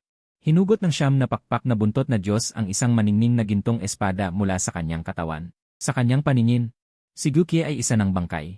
Patayin sila, utos ng siyam na pakpak na buntot na Diyos sa iba pang huwad na Diyos.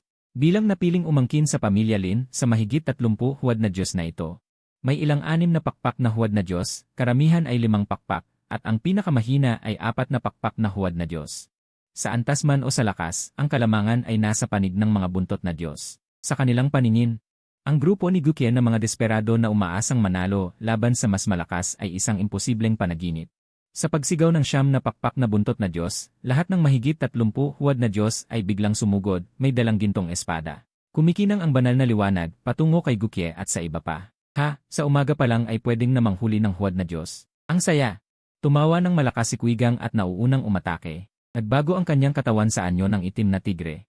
Lumitaw ang itim na tigre na umaungal na espada sa kanyang kamay. Ang malaking espada na may itim na apoy ay tumaga sa pinakamalapit na 6 na pakpak na huwad na Diyos. Nagdudulot ng sariling kapahamakan. Nang makita ng 6 na pakpak na buntot na Diyos na si Kwigang, isang maliit na baguhan na nasa tuktok ng bagong yugto, ay naglakas loob na sumugod sa kanya, umiti siya ng masama at bumalik ng isang espada patungo kay Kwigang. Bilang isang 6 na pakpak na buntot na Diyos, matagal na siyang pumasok sa Big Dipper Realm ikapitong antas, halos isang buong malaking antas ang agwat. Paano lalaban si Kwigang sa kanya? Sa isang iglap, nagbanggaan ang puwersa ni Kwigang at ng 6 na pakpak na buntot na Diyos. Isang malutong na tunog ang narinig. Ang gintong espada ng 6 na pakpak na buntot na Diyos ay may lumitaw na bitak. At parang sapot ng gagamba na kumalat sa paligid, biglang nabiyak at nagkawatak-watak sa hindi mabilang na piraso. Nagbago ang kulay ng mukha ng 6 na pakpak na pseudo-Diyos, hindi makapaniwalang tumingin kay Kwigang. Isang ordinaryong bituin ikasyam na antas lamang. Ngunit nagawa nitong putulin ang kanyang banal na espada. Sa gitna ng pagkagulat ng 6 na pakpak na pseudo-Diyos, pinugutan siya ni Kwigang ng isang hagupit. Lumipad ang ulo ng 6 na pakpak na pseudo-Diyos, dumausdos ang pilak na dugo sa paligid. Wala man lang panahon ang pseudo-Diyos na magulat sa eksenang ito. Dahil ang mga kalaban nila, bawat isa ay mabangis din ang pag-atake, bawat suntok ay nakamamatay. Ano ito? Ang mga mahihinang taong ito, ang lakas nila ay mas mababa sa atin. Bakit nila tayo napipigilan? Ang 9 na pakpak na pseudo-Diyos nang makitang ito ay tuliro. Alam naman na ang 22 katao tulad ni Kwigang, Muyulin, at Mahan ay mas mahina kaysa sa mga pseudo-Diyos, at maging sa bilang ay hindi rin nila kasing dami. Walang duda, ang panig ng mga pseudo-Diyos ang may ganap na kalamangan. Dapat ay sila ang nangingibabaw laban kay Kwigang at mga kasama.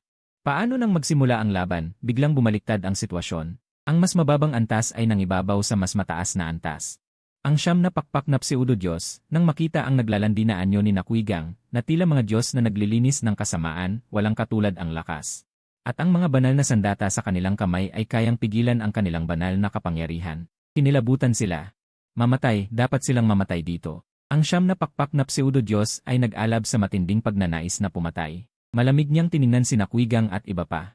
Inihampas niya ang espada at sumigaw, mamatay. Sa isang iglap, nagtipon ang napakaraming banal na kapangyarihan sa kalawakan. Kumikinang ang banal na liwanag, napakalakas, mabilis na bumuo ng isang ginintuang enerhiya ng espada. Ihagupit ito palabas, sinabayan ng itim na kidlat, biglang dumating sa kalawakan. Ang ginintuang enerhiya ng espada na pinalabas ng siyam na pakpak na pseudo-Diyos ay tinamaan, biglang naglaho. Makikita sa likuran ni Gukye ang dalawang dragon ng kadiliman. Isang duguan na mahabang sibat ang lumitaw sa kanyang kamay, sa katawan ng sibat ay kumikiskis ang itim na kidlat. Ano? Ang siyam na pakpak na pseudo-Diyos ay biglang nagbago ang kulay, nagulat na tumingin kay Gukye. Sa kanyang paningin, isang mahinang nilalang na may hawak na sibat.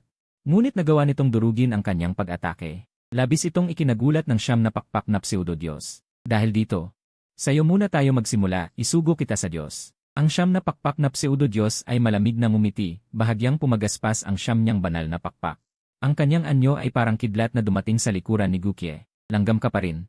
Ang mukha ng siyam na pakpak na pseudo-Diyos na puno ng banal na kinang ay nagpakita ng bahagyang paghamak. Itinaas niya ang banal na espada upang putulin ang ulo ni Gukye. Ngunit bigla, sa isang iglap ng kidlat at apoy, isang duguan na liwanag ang kumislap. Agad naputol ang ulo ng siyam na pakpak na pseudo-Diyos. Naramdaman lang niyang lumipad ang kanyang ulo, puno ng pag-aalinlangan. Hindi niya maintindihan kung ano ang nangyari. Pagkatapos, bumagsak ang kanyang ulo sa malayong lupa. Umikot ng ilang beses, eksaktong nakaharap kay Gukye. Sa kanya nakita ang kanyang katawan. Hindi niya alam kung kailan nawalan ng ulo, nakahiga sa lupa, ang leeg ay dumadaloy ang pilak na dugo. Ang siyam na pakpak na pseudo-Diyos ay nanlaki ang mga mata. Ano ang nangyari? Ngunit hanggang sa kamatayan, hindi niya maisip kung paano naputol ang kanyang ulo. Dahil sa susunod na segundo, isa sa mga dragon ng kadiliman sa likuran ni Gukye ay lumipad palapit sa kanya na may malaking nakabukang bibig at isang subo na lamunin ang kanyang ulo, ninunguya ito ng malutong. Sa pagpatay ni Gukye sa siyam na pakpak na Peking Diyos, ang laban ni Nakwigang at iba pa ay malapit nang matapos. Direkta silang nagsimulang magpakabusog. Ang kanilang mga bibig ay ngumunguya ng iba't ibang bahagi ng mga Peking Diyos, ulo, pakpak, katawan, torso, puso. Ang mga tao sa pamilya Lin ay, sa panonood ni Gukye na kumakain ng malakas, nakaramdam sila ng takot. Totoo na si Gukye ay kanilang mga tagapagligtas. Ngunit ang paraan ng pagkain ni Gukye, paglalamon at paglunok ng laman ng mga Peking Diyos, ay magdudulot ng pisikal na pagkasuklam sa sinumang normal na tao. Hindi lang ang mga Peking Diyos na parang tao, kahit ang pagkain ng hilaw na manok, pato, baka, at tupa ay magdudulot din ng pagkasuklam. Lalo na ang mga Peking Diyos. Ang mga tao sa pamilya Lin ay tumingin kay Gukye at sa kanyang grupo na parang sila ay mga demonyo. Sila ay labis na natakot. Kung kahit ang mga Peking Diyos ay hindi nila kayang talunin, sila ba talaga ay mga tao? Isang binata mula sa pamilya Lin, pinipigilan ang kanyang pagduduwal, ay nagsabi, nakakapagmutate at kumakain ng hilaw na laman ng mga Peking Diyos. Ito ay tiyak na hindi kaya ng isang ordinaryong tao. Wala itong kinalaman sa amin. Tandaan niyo sa hinaharap. Kapatid na Heilong, sila ay magiging mga mahal na panauhin ng pamilya Lin sa darating na kaguluhan, ang ating pamilya Lin ay maaaring umakyat sa isang mataas na sanga. Sapat na yon. Si Ginoong Lin ay nagsalita ng may malamig na ekspresyon. Ang mga tao sa pamilya Lin ay hindi tanga. Ang pagkalat ng impormasyon tungkol sa mga Peking Diyos ay nangangahulugan na ang mga Peking Diyos sa mundo ay hindi na makokontrol. At para sa kanila, mga ordinaryong tao, ang pinakamahusay na paraan upang mabuhay sa darating na kaguluhan ay ang maghanap ng isang malaking puno upang masilungan. Tulad ng pamilya Lin, isang pamilya ng mga negosyante na kumokontrol sa isa kasam ng yaman ng imperyo ng apoy na dragon ay isang mainit na patatas. Kung walang sapat na lakas, hindi lang ang isa kasam ng yaman ng imperyo ng apoy na dragon, kahit ang 1% ng yaman. Hindi nila kayang protektahan. At ang mga nasa harap nila, si Gukye at ang 23 na tao, ay walang alinlangan na mga makapangyarihang nilalang. Sa pag-isip nito, wala na silang pagtutol kay Gukye at sa kanyang grupo. Ang kanilang mga mata na tumingin sa kanila ay nagkaroon ng paggalang. Ang laman ng mga Peking Diyos ay talagang masarap. Ang aking mga kapatid ay medyo nasasabi. Paumanhin, Ginoong Lin, busog na kami. Ngumiti si Gukye. May isang mansa ng pilak na dugo ng Peking Diyos sa kanyang labi. Ang ngiting iyon sa kanyang gwapong mukha ay tila payapa. Ngunit sa paningin ng pamilya Lin, ito ay parang ngiti ng kamatayan, nakakatakot. Hindi, kapatid na Heilong. Ituring ninyo ang pamilya Lin na parang inyong tahanan. Gamitin niyo ang mga tao sa pamilya Lin ayon sa inyong kagustuhan. Mabilis nang umiti si Ginoong Lin ng isang mapangakit na ngiti. Paano siya maglalakas loob na tumawa kay Gukye at sa iba? Ang paraan ng mga misteryosong tao na ito ay nagpatibay kay Ginoong Lin na kung magpapakita siya ng kahit kaunting kawalang galang, hindi na kailangan pang kumilos si Gukye, si Nakwigang at ang iba. Ay kukunin ang kanyang ulo sa ilang sandali. Susunod, pakiusap, Ginoong Lin, ayusin mo ang aming tirahan. Ngumiti ng mahinahon si Gukye. Pagkatapos ng laban kahapon sa Tanglong Street, sina Gukye at Guigang. Kahit na marami silang nakain na laman ng mga peking Diyos, sa katotohanan, ang laman ng mga peking Diyos ay hindi gaanong nakapagpapataas ng kanilang kapangyarihan. Ang tunay na makapagpapalakas sa kanila ay ang Shelly na nalalaglag pagkatapos mamatay ng mga peking Diyos. Masasabing ang lahat ng kapangyarihan ng mga peking Diyos ay nakapaloob sa isang Shelly ng peking Diyos. Pagkatapos ng laban kahapon, nakuha ni Gukye ang maraming Shelly. Ang pinakamahalagang gawain ngayon ay ang lamunin ang mga Shelly na ito upang mapataas ang kanilang kapangyarihan. Ngayon, 10 bilyong pseudo-Diyos na ang lumitaw, hindi tayo sigurado kung kailan may lilitaw na mas malakas. Maging ang pseudo-Diyos na tinatawag na Denju Xiansheng, kapatid na itim na dragon, inayos na namin ang inyong tirahan. Samahan niyo ako. Sinabi ni Ginoong Lin, malaki ang mansyon ng pamilya Lin, kayang tumanggap ng 23 katao kasama si Gukye. Ito na, sabi ni Ginoong Lin, at agad na isinama si Gukye at ang iba pa sa pangunahing villa ng pamilya Lin. Villa nga ang tawag, ngunit hindi tulad ng ordinaryong 2 palapag, ang pangunahing villa na ito ay may 12 ng palapag. Ang palamuti sa loob ay marangya at sobra-sobra, mga kasambahay, yaya, iba't ibang libangan, panloob na swimming pool, at lahat ay naroon. Pagkapasok ni Gukye sa suite sa tuktok na palapag, agad siyang nagsimulang magsanay. Umupo siya sa kama, at ang kanyang kamalayan ay bumulusok sa isang walang hanggang universo. Sa gitna ng universo na iyon, isang napakalaking itim na kaluluwa ng dragon ay nakahiga sa isang planeta, tahimik na natutulog. Sa kabilang dako, ang insidente ng pseudo-Diyos sa Tanglong Street ng Longjiang City ay patuloy na umiinit. Hindi maitatago ang katotohanan. Lalo na't ang opisyal ng Imperyong Yan Dragon ay handa ng ilantad ang pseudo-Diyos sa publiko. At noong panahong iyon, maraming ordinaryong tao ang personal na nakasaksi ng buong proseso, may mga nag-livestream pa nga. O nag-record ng video at in-upload online. Sandali lamang, naging focus ng buong bansa ang Longjiang City. Patuloy na nagbalita ang media tungkol sa insidente ng pseudo-Diyos sa Tanglong Street hanggang sa rurok ng opinyon publiko. Isang opisyal na pahayag mula sa Imperyong Yan Dragon ang agad na umagaw ng atensyon ng buong bansa, maging ng buong mundo. Ang opisyal na pahayag ng Imperyong Yan Dragon ay maikli, 1 oras mula ngayon, magsasagawa sila ng isang press conference. Live stream sa buong mundo, walang kahit isang salita sa opisyal na pahayag ang tumutukoy sa pseudo-Diyos. Ngunit wala ring salitang nagkaila sa kanilang pag-iral. At kung ang insidente sa Tanglong Street ay peke, bakit nila aksayahin ang oras para magdaos ng press conference para sa buong mundo? Ang katotohanan ay hindi na kailangang sabihin. Totoo ang pseudo-Diyos. Hindi natin alam kung kailan sila tahimik na nagtago sa lipunan ng mga tao. Biglang nanlamig ang lahat. Kung ang pseudo-Diyos ay maaaring umagaw ng katawan ng tao, hindi ba posible na ang mga taong laging nakakasalamuhan natin ay naagaw na ng pseudo-Diyos? At sa paglabas ng opisyal na pahayag ng Imperyong Yan Dragon, kumulo ang internet. May natakot, may nagalit, may natuwa. Iba't ibang boses ang lumitaw. Diyos yan, paano tayo makikipaglaban sa mga Diyos? Sobrang nakakatakot ang kapangyarihan ng mga Diyos na yan. Ignina ng Diyos, hindi mo ba napanood ang sinabi ng Superhuman sa live stream? Ang mga iyan ay pseudo-Diyos lamang, hindi tunay na Diyos. At saka, hindi ba't ang mga masasamang pseudo-Diyos na yan ay nilalapa? Pero ang mga nakamaskarang misteryosong tao ay hindi rin mukhang mabubuti. Nagkaroon sila ng alitan sa angkan ng dragon, malinaw na hindi sila opisyal na organisasyon. Ano bang pakialam mo kung opisyal sila o hindi? Basta hinuhuli nila ang pseudo-Diyos, okay na. Di ba, hindi lang iyon ang makikita natin sa mundong ito. Baka mayroon pang tayong mga ordinaryong tao ay maaari ring maging super tao at mangaso ng mga Diyos. Mangyaring ibahagi ang paraan para maging super tao. At sa ibang bansa, matagal nang sumabog ang lahat. Sa simula, ang insidente sa lungsod ng Dragon River ay kumalat na sa buong mundo. Ako, lahat ay naniniwala na ito ay isang pagkakamali lamang mula sa lungsod ng Dragon River. Ngunit sa opisyal na pahayag ng Imperyo ng Apoy na Dragon, biglang sumabog ang buong mundo. Dahil ito ay opisyal na pahayag mula sa makapangyarihang bansa sa Blue Star, ang Imperyo ng Apoy na Dragon. Natural na may malaking kredibilidad. Ang atensyon ng buong mundo ay nakatuon sa Imperyo ng Apoy na Dragon. Habang lumilipas ang oras, sa paningin ng mga manonood sa buong bansa, at maging sa buong mundo, opisyal na binuksan ng Imperyo ng Apoy na Dragon ang press conference. Ang Grand Hall ng Imperyo ng Apoy na Dragon. Ito ay ginagamit para sa malalaking pagpupulong o mahalagang press conference ng Imperyo. Ito ay isang malaking bulwagan na kayang tumanggap ng 200,000 tao ng sabay-sabay. Loob ng bulwagan ay puno na ng tao. Ang iba't ibang kagamitan ay naka-install na. Ang mga kamera ay nakalagay sa harap, nakatutok sa gitnang upuan ng bulwagan. Ako, tila handa na ang Imperyo ng Apoy na Dragon na ihayag ang mga huwad na Diyos sa publiko. Sa gitnang upuan ng bulwagan, 8 nangungunang pinuno ng Imperyo ng Apoy na Dragon ay nakaupo sa gitnang hanay. Sa gitna ay ang Pangulo at ang dakilang matanda ng imperyo ng apoy na dragon. Ang ibang matatanda ay nakaupo sa magkabilang panig, ayon sa ranggo. Kabilang dito ang ikatlong matanda at ikalimang matanda na may ilong na parang bangin, na dating tinalakay ang pagpatay kay Gukye, na nakaupo sa tabi ng dakilang matanda, habang ang ikaapat na matanda na may payapang mukha ay nakaupo sa tabi ng Pangulo. Simula nang magsalita ang Pangulo ng Imperyo ng Apoy na Dragon, ang press conference na ito na nakaharap sa buong mundo ay opisyal na nagsimula. Kasabay nito, ang live broadcast sa buong mundo ay sabay na binuksan.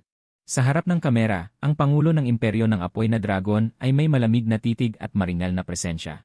May otoridad siyang nagsabi, naniniwala akong alam na ng lahat ang insidente ng huwad na Diyos sa Dragon Street, lungsod ng Dragon River. Pagkasabi niya nito, hindi maiwasang pigilan ng mga manonood sa buong mundo ang kanilang hininga. Walang alinlangan, ang susunod na sasabihin ng Pangulo ay direktang magbabago sa anyo ng Blue Star. Bilang mga ordinaryong tao, hindi lahat. Ngunit karamihan ay umaasa na ang huwad na Diyos ay hindi totoo. Dahil sa harap ng huwad na Diyos, sila ay parang mga tupa na basta nalang patayin. Ngunit gayunpaman, alam na nila sa kanilang puso ang sagot. Ako, mayroon pa ring kaunting pag-asa. Sa muling pagsasalita ng Pangulo ng Imperyo ng Apoy na Dragon, ang lahat ng pag-asa ay tuluyang nawala. At ang layunin ng press conference na ito ay upang ipahayag sa lahat ang pagkakaroon ng huwad na Diyos, sabi ng Pangulo na si Chen Sheng. Totoo ang insidente ng huwad na Diyos sa Dragon Street, lungsod ng Dragon River. Totoo rin na ang huwad na Diyos ay nagtatago sa lipunan ng tao, at ang kanilang tunay na layunin sa pagdating sa Blue Star ay lipulin ang sangkatauhan at maging Panginoon ng Blue Star. Sa katunayan, simula 3 taon na ang nakalilipas. Ang huwad na Diyos ay malawakang lumitaw sa mga tao. Hanggang ngayon, kahit kami ay hindi matukoy kung kailan sila dumating sa mundo. Ngunit sa pamamagitan ng pagnanakaw ng mga balat ng tao, marami na silang nakuha sa ating mga mamamayan. Nakaugat na sila sa ating lipunan. Sa konserbatibong pagtataya sa ating 2 bilyong mamamayan. 3% o 600 milyong mamamayan ay naagaw na ng huwad na Diyos. Pagkasabi nito, agad na nagulat ang lahat ng manonood sa buong mundo. Akala nila, kahit may mga peking Diyos na nakatago sa mga tao, isa lang sa 10,000 at napakabihira. Dahil napakalakas ng mga peking Diyos, hindi sila kayang labanan ng ordinaryong tao. Kung marami na sila, bakit pa sila magtatago? Sa ganyang lakas, kung talagang marami na sila, tiyak na kayang lipulin nila ang sangkatauhan. Pero nang magsalita ang pinuno ng Imperyong Dragon ng Apoy, tuluyang naguluhan ang buong mundo. Sa isang makapangyarihang imperyo, tulad ng Imperyong Dragon ng Apoy, umabot sa 30% ng mga mamamayan ang inangkin ng mga peking Diyos. Ibig sabihin, sa Imperyong Dragon ng Apoy lamang, may 600 milyong peking Diyos. Isang nakakatakot na bilang. Paano kaya sa ibang bansa? Kung sa Imperyong Dragon ng Apoy ay 30% na ang naangkin, gaano pa kaya kataas sa ibang bansa? Kahit sundin ang 30% ng Imperyong Dragon ng Apoy, sa 10 bilyong tao sa mundo, may 3 bilyong tao ang naangkin ng mga peking Diyos. Paano nangyari yon? Kung ganoon karami ang peking Diyos, bakit hindi pa tayo nalipol? Sa isang iglap, lahat ay nagtanong. At sa live broadcast, nagpaliwanag ang pinuno ng Imperyong Dragon ng Apoy sa tamang oras. Malamang nagtataka kayo kung bakit hindi na lang lipulin ng mga peking Diyos ang sangkatauhan kahit napakarami na sila. Sa totoo lang, hindi pa natin alam ang tunay na dahilan. Pero ayon sa isang dalubhasang supertao sa ating bansa, posibleng dahil ito sa kalooban ng mundo. Tinataboy nito ang mga peking Diyos, kaya hindi sila makababa ng buo sa mundo, sa pamamagitan lamang ng pag-aangkin ng katawan. Kung aagawin ng mga peking Diyos ang mga tao nang hindi pa sapat ang bilang at lipulin ang sangkatauhan, malaki ang posibilidad na sila ay kontrahin ng kalooban ng mundo at maging biktima ng backfire. Kaya naman tahimik silang nagtatago sa lipunan ng mga tao. Ayon sa ating pagsusuri sa buong mundo, ang bahagdan ng mga taong naangkin ay nasa 30% rin, 3 bilyong tao ang naangkin ng mga peking Diyos. Kung hindi ito pipigilan, lalala pa ang bilang na ito at ang mundo ay magiging ganap na pag-aari ng mga peking Diyos. Nang marinig ito ng lahat, muli silang nagulat. 3 bilyong tao, ibig sabihin 3 bilyong peking Diyos. Ito ay parang sa bawat 10 tao, may 3 peking Diyos, ibig sabihin, halos lahat ay may peking Diyos sa paligid. Kapag naisip nilang ang kanilang mga kakilala, kaibigan, o maging pamilya ay maaaring naangkin ng peking Diyos, nanginginig sila sa takot. Ang mundo ay naging isang malaking laro ng werewolf. Ano ang solusyon sa mga peking Diyos? Naisip ng lahat ang live broadcast. Patuloy ang pinuno ng Imperyong Dragon ng Apoy, bagamat ang bilang ng mga taong naangkin ay umabot na sa 30% sa kasamaang palad hanggang ngayon. Wala tayong mabisang paraan para matukoy ang mga peking Diyos na nakatago sa mga tao. Ang tanging sandata natin laban sa kanila ay ang mga supertao, sabi ng pinuno ng Imperyong Dragon ng Apoy at biglang nagbago ang eksena. Tumingin siya sa isang direksyon at 17 katao ang naglakad papunta sa mataas na plataporma, papunta sa dulo. Nagpatuloy ang pinuno, sila ang pinakamakapangyarihang organisasyon ng supertao sa ating bansa, ang Yulon Group, at itong 17 katao. Ang bumubuo nito, sila ay 17. Ito ang pinakamalakas na 17 na superhuman na Dragon Tamers sa Dragon Tamer Group. Mula ngayon, sisimulan na nilang hulihin ang lahat ng mga huwad na Diyos na nagtatago sa aking imperyong Flame Dragon. Sa 17 na Dragon Tamer na ito, kitang-kita si Kinya. Siya ang pinakamahina sa 17 na ito. Hindi siya namatay. Bagamat tinalo siya ng isang pag-atake ng bilyong huwad na Diyos. Bilang isang Dragon Tamer ng Imperyong Dragon, hindi maikakaila ang kanyang talento. Ang press conference ay natapos na rin dito, dahil kahit ang Imperyong Flame Dragon ay walang alam tungkol sa pag-iral ng mga huwad na Diyos. At alam ng Imperyong Flame Dragon ang pag-iral ng mga huwad na Diyos, alam din ito ng iba pang makapangyarihang bansa sa Blue Star, ngunit lahat sila ay nagpipilit na huwag sabihin. Nang makita na inihayag na ito ng Imperyong Flame Dragon, sunod-sunod na rin silang naglabas ng impormasyon tungkol sa mga huwad na Diyos. Sa isang iglap, nayanig ang buong mundo. Sa pangunahing villa ng mansyon ng pamilya Lin, nakaupo si Iihui sa kama. Sa kanyang isipan ay may isang walang hanggang kalawakan. Habang pumapasok si Iihui sa estado ng pagmumuni-muni, ang kanyang kamalayan ay lumubog sa isang walang hanggang kalawakan. Sa gitna ng kalawakan na ito, isang napakalaking, itim na dragon na kaluluwa ay nakahiga sa isang patay na planeta. Tahimik na natutulog, ang figura ni Iihui sa harap ng itim na dragon na kaluluwa ay parang isang butil ng alikabok sa karagatan. Napakaliit. Ito ang kanyang pangalawang personalidad, ang Black Dragon Emperor, at si Iihui.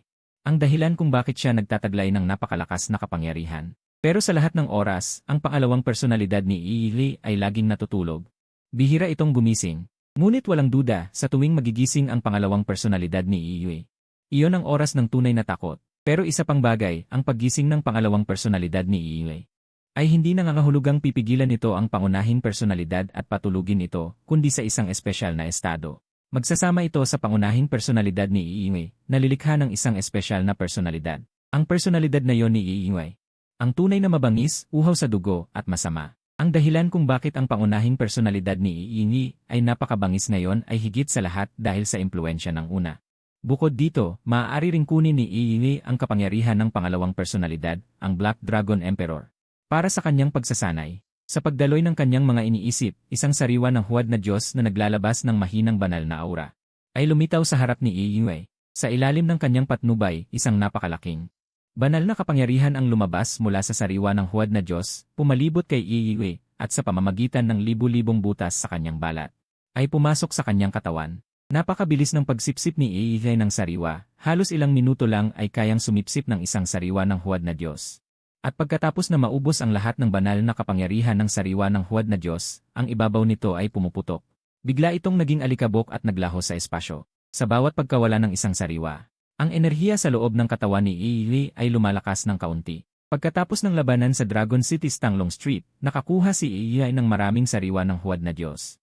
Kasama ang mga sariwa ng huwad na Diyos na nakuha mula sa pamilya Lin, ang kabuang bilang ay umabot ng higit sa 50. Karamihan ay mga sariwa ng 5 pakpak na huwad na Diyos. Mga 30 piraso. Ang mga nasa ilalim ng 5 pakpak na kapangyarihan ng huwad na Diyos ay walang silbi para kay Iihui. Kaya ibinigay na niya ang mga ito kay Quigang at iba pa. Bukod dito, marami rin ang mga sariwa ng 6 na pakpak na huwad na Diyos. Mayroong 10 piraso ng 7 pakpak na kapangyarihan ng Wei Shen. 5 piraso ng 9 pakpak na kapangyarihan ng Wei Shen, at isa. O sa pakiramdam na medyo mabagal ang pagsipsip, sa harap ni Gukie ay biglang lumitaw ang mahigit 20 piraso ng 5 pakpak na Wei Shen na relics. Sapat na ito upang makapasok sa 8 trigrams realm, sabi ni Gukie sa sarili. Ang 5 pakpak na Wei Shen ay hindi naman kakaiba sa maraming Wei Shen. Ngunit isa itong panggitnang puwersa sa mga Wei Shen. At si Gukie ay nasa peak ng ika-9 na antas ng Big Dipper realm. Ang mahigit 20 relics na ito, kasama ang naunang relics ng Wei Shen na naabsorb niya. Mahigit 30 piraso ng 5 pakpak na Wei Shen relics, natural na pinayagan si Gukie na makapasok sa 8 trigrams realm. Nang matapos magsalita si Gukie, sinimulan niyang pakilusin ang 20 relics na ito. Sa isang iglap, malaking halaga ng banal na kapangyarihan ang bumulwak mula sa mga relics. Ang kapangyarihan ay naging mga alon, pumuno sa buong espasyo. Pumaligid kay Gukie, biglang kumalat ang ginintuang liwanag sa buong silid. Ang mga nasa labas ay mag-aakalang may Diyos na bumaba sa silid. Ang napakalakas na banal na kapangyarihan ay naging isang ipuipo na nakasentro kay Gukie mula sa mga pores ng kanyang balat. Ay pumasok sa kanyang katawan, umagos sa bawat bahagi. Naramdaman ang pagluwag ng kanyang realm. Pinataas pa ni Gukie ang kanyang pag-absorb ng banal na kapangyarihan sa espasyo. Habang si Gukie ay patuloy na lumalamon at sumisipsip. Isa-isang nagiging alikabok ang mga relics ng Wei Shen at nawawala sa espasyo. Ang realm ni Gukie ay nagsimulang lumuwag. Naramdaman ito, agad niyang pinataas ang lakas ng pag-absorb ng relics. Hanggang sa mawala ang huling relic. Ang lakas ni Gukie ay biglang umakyat ng husto. Kasabay nito, isang malakas na presyon ang kumalat mula sa kanya. Malakas at mabangis, may kasamang bahagyang pagkadyos na mahirap pansinin. Marahil ito ay isa sa mga pagbabagong dulot ng pag-absorb ng relics ng Wei Shen. Walang alinlangan, ang realm ni Gukie ay direktang pumasok sa 8 trigrams realm. Ang 8 malalaking realm, paghinga, paglunok, pag-aalaga, bituin, Big Dipper, 8 trigrams, pagbabalik, pagsikat. Maging sa mga superhuman o sa mga pseudo-Diyos, ang 8 trigrams realm ay isang malakas na antas. Mula sa ika-6 na antas na si Kinya sa 17, pinakamalakas na Dragon Rider ng Imperyong Apoy Dragon ay makikita ito. Ngunit kahit si Kinya ay nasa ibaba lamang sa 17 Dragon Rider ng Imperyong Apoy Dragon. Sa pag-isip nito, muling lumitaw ang isang relic ng Wei Shen sa harap ni Gukie. Ang nauna niyang na-absorb ay 5 pakpak na relics ng Wei Shen. Dahil nakapasok na siya sa 8 trigrams realm, magpapatuloy siya sa pag-akyat. Pagkatapos ay nagpatuloy siya sa pagsasanay. Ang 5 pakpak na relics ay kayang ma-absorb ni Gukie sa loob ng ilang minuto, ngunit ang 6 pakpak na relics ay aabuti ng kalahating oras. At ang 7 pakpak at 8 pakpak na relics ay mas matagal pa. Pabayaan pa ang 9 pakpak at 10 pakpak na relics. Ngunit si Gukie ay wala pang balak na i-absorb ang mga relics ng Wei Shen. Pagkatapos ng lahat, ang relics ng Wei Shen ay hindi lamang pwedeng gamitin sa pag-absorb upang mapalakas ang lakas, kundi upang gumawa ng mga banal na bagay. Kahit na ang lahat ng tauhan ni Gukie ay mayroon ng banal na bagay. Ngunit hindi lang 23 tauhan ang magkakaroon si Gukie. Kaya nang matapos si Gukie sa pagsasanay, ito na ang ika-7 araw. Samantala, ang lakas ni Gukie ay mabilis na umabot sa ika-4 na antas ng Bagwazhong. Kung ikukumpara sa mga superhuman sa labas, sa isang araw ay umakyat ng 5 antas, ito ay talagang isang maliit na baka na sumakay sa rocket, napakalupit. Dahil ang isang superhuman na gustong umakyat ng isang antas. Kahit na isang henyo tulad ni Kinya, ay nangangailangan ng hindi bababa sa 1 taon upang umakyat ng isang antas. Ang ilang may mahinang talento ay mas matagal pa, ilang taon. Siyempre, ang dahilan kung bakit mabilis umangat si Gukie ay higit sa lahat dahil makakakuha siya ng lakas mula sa Wei Shen relic.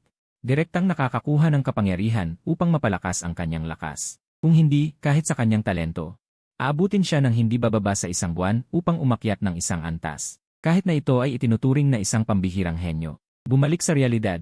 Bumangon si Gukie mula sa kama at lumabas ng pinto. Kahit na siya ay nakaupo ng ilang araw. Ngunit sa kanyang kasalukuyang antas, nakakapag-ayuno na siya at nakakapanatili ng kalinisan ng katawan. Pagkalabas lang ng pinto, nakita ni Gukie si Lin Feng na nag-aalala na naglalakad-lakad sa labas ng kanyang silid. Na may mukhang balisa. Ginoong Lin, may nangyari ba sa mga araw na ito habang ako ay nagmumuni-muni? Sabi ni Gukie, kapag ang Wei Shen ay isiwalat sa publiko, ang Imperyong Yanlong at maging ang buong mundo ay magbabago ng malaki. Maraming puwersa ang maapektuhan, lalo na ang mga nangungunang conglomerates tulad ng pamilya Lin. Sa katunayan, ang paglalantad ng Wei Shen ay may kaunting epekto sa mga ordinaryong tao. Pagkatapos ng lahat, ang mga ordinaryong tao ay walang lakas. Ang kanilang pinakamalaking halaga ay maaaring maposes ng Wei Shen. Bukod dito, ang pagpatay sa isang ordinaryong tao. Para sa isang Wei Shen na gustong magtago, ay tiyak na walang pakinabang at maraming pinsala. At ang paglalantad ng Wei Shen. Ang pinakaapektado ay ang mga nangungunang conglomerates tulad ng pamilya Lin at ang iba pang mga puwersa sa bansa. Pagkatapos ng lahat, mayroon ng 3 bilyong Wei Shen sa mundo na nakapasok sa lipunan ng tao. At hindi ilan sa mga Wei Shen ay nakapasok sa mga matataas na uri ng tao. Mula sa 30 panandang pandagdag miyembro ng pamilya Lin na naangkin ng Wei Shen, sapat na upang makita ang isang bahagi. At ang ibang mga pamilya ng conglomerates at iba pang puwersa ay hindi magkakaroon ng mas mababang proporsyon kaysa sa pamilya Lin. Mas marami pa. Maging ang matataas na opisyal ng Imperyong Yanlong ay maaaring mapasok ng Wei Shen. Ngunit ito ay usapin na sa hinaharap. Sa ngayon, ang problema ng pamilya Lin ay hindi aabot sa mas mataas na antas. Boss Heilong, buti naman at lumabas ka na. Nang marinig ang mga salita ni Gukie, si Lin Feng ay para siyang isang taong naligaw na nakahanap ng daan pauwi na may masayang ekspresyon. Sabihin mo sa akin kung ano ang nangyari, wika ni Gukie nang may kalmadong mukha. May mga kuigang at ang iba, basta hindi Bagwazhong, kaya nilang lutasin. Matapos lunukin ni Kuigang at ng iba ang kapangyarihan ng Wei Shen, kahit na ang ordinaryong Bagwazhong ay malamang na hindi nila katapat. Sa hitsura ni Lin Feng, dapat ay nakatagpo siya ng kalaban. Ngunit sa harap ni Gukie, Hindi ito mahalaga. Nagmamadaling nagpaliwanag si Lin Feng, Boss Heilong, ganito. 7 araw na ang nakalipas mula ng opisyal na ihayag ng gobyerno ang pagkakaroon ng Wei Shen, at ang Imperyong Yanlong ay nagsimulang magbago ng malaki. Sa madaling salita, mula nang isiwalat ang Wei Shen at ang mga superhuman sa publiko, lahat ng mga superhuman ay lumalabas sa harapan, at ang mga superhuman na ito ay mayroong makapangyarihang kapangyarihan, natural lamang na ayaw nilang makita na ang isang grupo ng mga ordinaryong tao ang sumasakop sa karamihan ng mga yaman. Kaya sa pagtulak ng opisyal na gobyerno ng Imperyong Dragon ng Apoy, ang lahat ng puwersa sa Imperyong Dragon ng Apoy ay muling inayos. Kung saan ang opisyal na organisasyon ng mga superhuman na Yulong Group ang nangunguna, nilamon ang maraming pamilya sa bansa. Pagkatapos, may ilang mga makapangyarihang superhuman na nakakalat sa lipunan na tahimik na bumangon. Ang orihinal na 6 na pamilya ng mga oligarko, ang iba pang 5 oligarko ay isinuko ang kanilang mga ari-arian upang protektahan ang kanilang sarili. At ang pamilya Lin na nasa ilalim ni Gukie ay natural na ayaw sumuko tulad ng ibang mga pamilya at ibigay ang kanilang pinakamahalagang kayamanan. Ngunit kung hindi magkakaroon ng problema si Gukie, sa pamamagitan lamang ng kapangyarihan ni Nakwigang at iba pa, hindi nila kayang labanan ang mga superhuman ng Yulong Group ng Imperyong Dragon ng Apoy. Ngunit dahil si Nakwigang at iba pa ay mga superhuman din na may makapangyarihang kapangyarihan, ang Yulong Group ay hindi direktang kinuha ang pamamahala. Sa halip ay binigyan ang pamilya Lin ng 7 araw na palugit. Nasaan si Nakwigang? Tanong ni Gukie. Si Kwigang at ang iba pang mga kapatid ay nasa Donghuang Group na nagbabantay. Ang Yulong Group ay nagpapadala ng mga tao araw-araw upang maghanap ng gulo sa Donghuang Group, sabi ni na Ginoong Lin at Ginoong Linzong. Ngayon ang huling araw na ibinigay ng Yulong Group. Ngunit ngayon wala na siyang ganoong pagkabalisa tulad ng dati. Sa halip ay kalmado na siya dahil ang kanyang pinakamalaking sandigan na si Gukie ay lumabas na sa pag-iisa. Kung ganoon, tara na at tingnan natin, walang emosyong sabi ni Gukie. Ang pamilya Lin at Donghuang Group ay isang puwersa na may malaking halaga sa kanya ngayon, makakatulong ito sa kanya na gumawa ng mga sagradong bagay.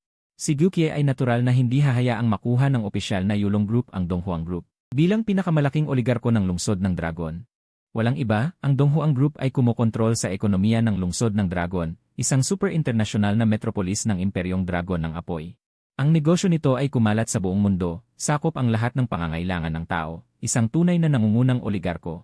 Ngunit ngayon, sa pagbubunyag ng mga Wei Shen at paglabas ng mga superhuman, ang napakayamang tupa na ito ay natural na nakatutukso. Sa loob ng punong tanggapan ng Yulong Group sa lungsod ng Dragon, isang lalaking may ginintuang buhok na ang mga mata ay kumikinang na mahinang ginto ay nakaupo sa isang upuan sa opisina. Sa harap niya ay nakatayo ng may paggalang ang isang lalaking nakaitim na suit. Panginoong Yulong, si Lin Feng ng Donghuang Group ay tatalagang lumaban sa ating Yulong Group. Ile, mga 20 superhuman lang ang gusto ring lumaban sa ating Yulong Group. Iyan ay napaka-imposible, tumawa ng malamig ang lalaking may ginintuang buhok, ang kanyang mga mata ay nagpapakita ng paghamak. Tama, ang lalaking may ginintuang buhok ay si Jiang Yuan, ang pangkalahatang Yulongshi ng punong tanggapan ng Yulong Group sa lungsod ng Dragon. Bakit iba siya kay Kinya? Dahil sa kanyang titulong Yulongshi ay may salitang pangkalahatan. Ito ay dahil ang lungsod ng Dragon. Bilang isa sa mga nangungunang metropolis ng Imperyong Dragon ng Apoy, ay may kabuang 3 Yulongshi na nakaupo, at ang pinakamalakas sa kanila ay ang pangkalahatang Yulongshi na si Chen. Kahit si Kinya ay sumusunod sa utos ng pangkalahatang Yulongshi. Ngunit sa Donghuang Group at sa likod nitong pamilya Lin, lahat ng mga nakatagong Wei Shen natin ay naalis. Mukhang ang pamilyang ito ay may ilang lihim. Pumikit si Jiang Yuan, ang kanyang mga mata ay naglalabas ng mahinang banal na kapangyarihan. Bukod sa pagkakakilanlan bilang pangkalahatang Yulongshi, si Jiang Yuan ay may mas malalim pang pagkakakilanlan, iyon ay ang Wei Shen. Sa katotohanan, kahit ang mga supertao ay hindi makakaiwas sa pagsasanib ng mga huwad na Diyos. Kaya't kung titingnan ang loob ng imperyo ng Yanlong, tila payapa, ngunit sa totoo ay matagal nang pinasok ng mga huwad na Diyos ang mataas na lipunan ng imperyo ng Yanlong. Ito pa ang pinakamaapektadong lugar ng mga huwad na Diyos. Ang makapag-angkin ng isang supertao, lalo na ang isang Yulong envoy, na ganoon kalakas na supertao, ay walang alinlangang isang malaking kakilakilabot na huwad na Diyos. Halos lahat ng huwad na Diyos sa Longjiang City ay nasa ilalim niya. Ang mga huwad na Diyos ng pamilya Lin ay isa lamang sangay sa maraming huwad na Diyos sa ilalim niya. Halimbawa, ang 800 milyong huwad na Diyos na namatay sa kamay ni Gukie. Ang 1 bilyong huwad na Diyos at marami pang iba ay mga tauhan niya. Siyempre, dapat ba nating patayin ang pamilya Lin? Ang lalaking nakadamit pansamantalang may malamig na mukha ay nagtanong ng mahina. Alam mo, ngayong ang Yulong Group ay itinulak sa harapan. Ang posisyon ay lubos na itinaas, ang pagsira sa isang ordinaryong kapangyarihan ay napakadali. Lalo na si Jiang Yuan ay ang punong yulong historian, basta bigyan ang pamilya Lin ng paratang na inangkin ng mga huwad na Diyos. Hindi na makakapaglinis ang pamilya Lin kahit lumusong sa Yellow River. Ngunit sa ngayon, masyadong mahigpit ang pagbabantay ng mga nakatataas na tao. Kapag nagpakita tayo ng anumang senyales, ang mga kahihinatnan ay hindi maisip, sabi ni Jiang Yuan na umiling, na may malungkot na tinig. Kahit na ang imperyo ng Yanlong ay may malalang sakit, lubos na pinasok ng mga huwad na Diyos, ang mataas na antas ng imperyo ng Yanlong ay hindi sumuko. Patuloy silang naghahanap ng mga huwad na Diyos na nakatago sa loob ng mataas na antas ng imperyo ng Yanlong. Sa mga nakaraang araw lamang.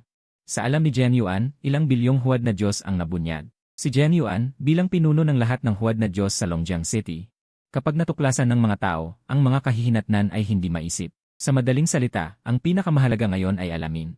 Kung ano ang nangyari sa pamilya Lin, mahinang sabi ni Jiang Yuan. Ang lahat ng huwad na Diyos ng isang kapangyarihan ay nahuli ng sabay-sabay.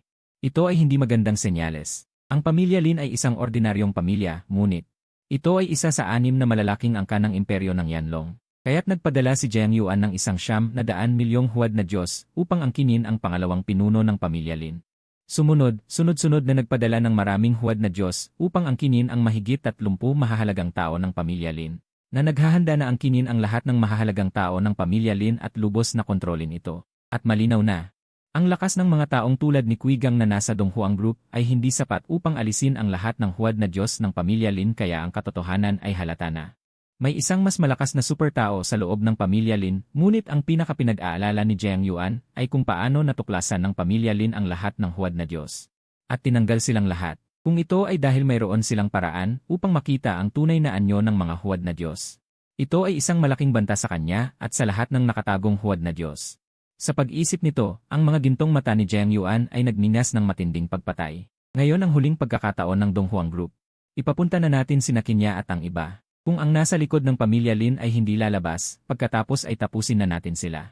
Nagbigay siya ng 7 araw sa pamilya Lin ng may pasensya, syempre hindi dahil mabait siya. Gusto lang makita ni Jiang Yuan kung sino ang nasa likod ng pamilya Lin. Ang lalaking nakaitim na suit ay tumugon at pagkatapos ay umalis sa opisina. Sa punong tanggapan ng Yulong Group sa Longjiang City, may 3 yulong historian, ang punong yulong historian na si Jiang Yuan. Sina Qinyaling at Yexuan ng nakaraang Dragon Era. Ang antas ni Qinyaling at Yexuan ay nasa ika-6 na baitang ng 8 Trigrams Realm. Samantala, ang lakas ni Jiang Yuan ay umabot sa Strange Realm, kaya naman siya ang naging pangkalahatang Dragon Master. Balik tayo sa usapan. Sa utos ng lalaking nakasuit, agad na pinangunahan ni Qinya at Yexuan ang buong grupo ng Dragon Guard patungo sa Eastern Emperor Group. Sa daan, sina Yexuan at Qinya ay nakaupo sa likod ng sasakyan. Ang Eastern Emperor Group ay talagang walang modo. Umaasa lang sila sa ilang superhuman ng Big Dipper Realm at isang grupo ng mga basura mula sa Heart Illumination Realm. Para pigilan kami ng Dragon Guard. Napangisi si Yexuan, puno ng paghamak at pagtawa. Mahina ba ang Big Dipper Realm? Siyempre hindi. Sa buong Flame Dragon Empire. Ito ay may tuturing na malakas. Ngunit sa lakas ni Yexuan na nasa ika-7 baitang ng 8 Trigrams Realm, ang Big Dipper Realm ay natural na walang halaga sa kanyang paningin. Isang maliit na Eastern Emperor Group lang, pinagpasyahan pa siyang bumalik ng ilang beses. At ang mga superhuman ng Eastern Emperor Group ay mga mayabang pa, hindi man lang siya pinapansin. Ito ay talagang nakakainis para kay Yexuan. Bilang Dragon Master, saan man siya pumunta sa Flame Dragon Empire, siya ay tinatrato bilang isang mahalagang panauhin.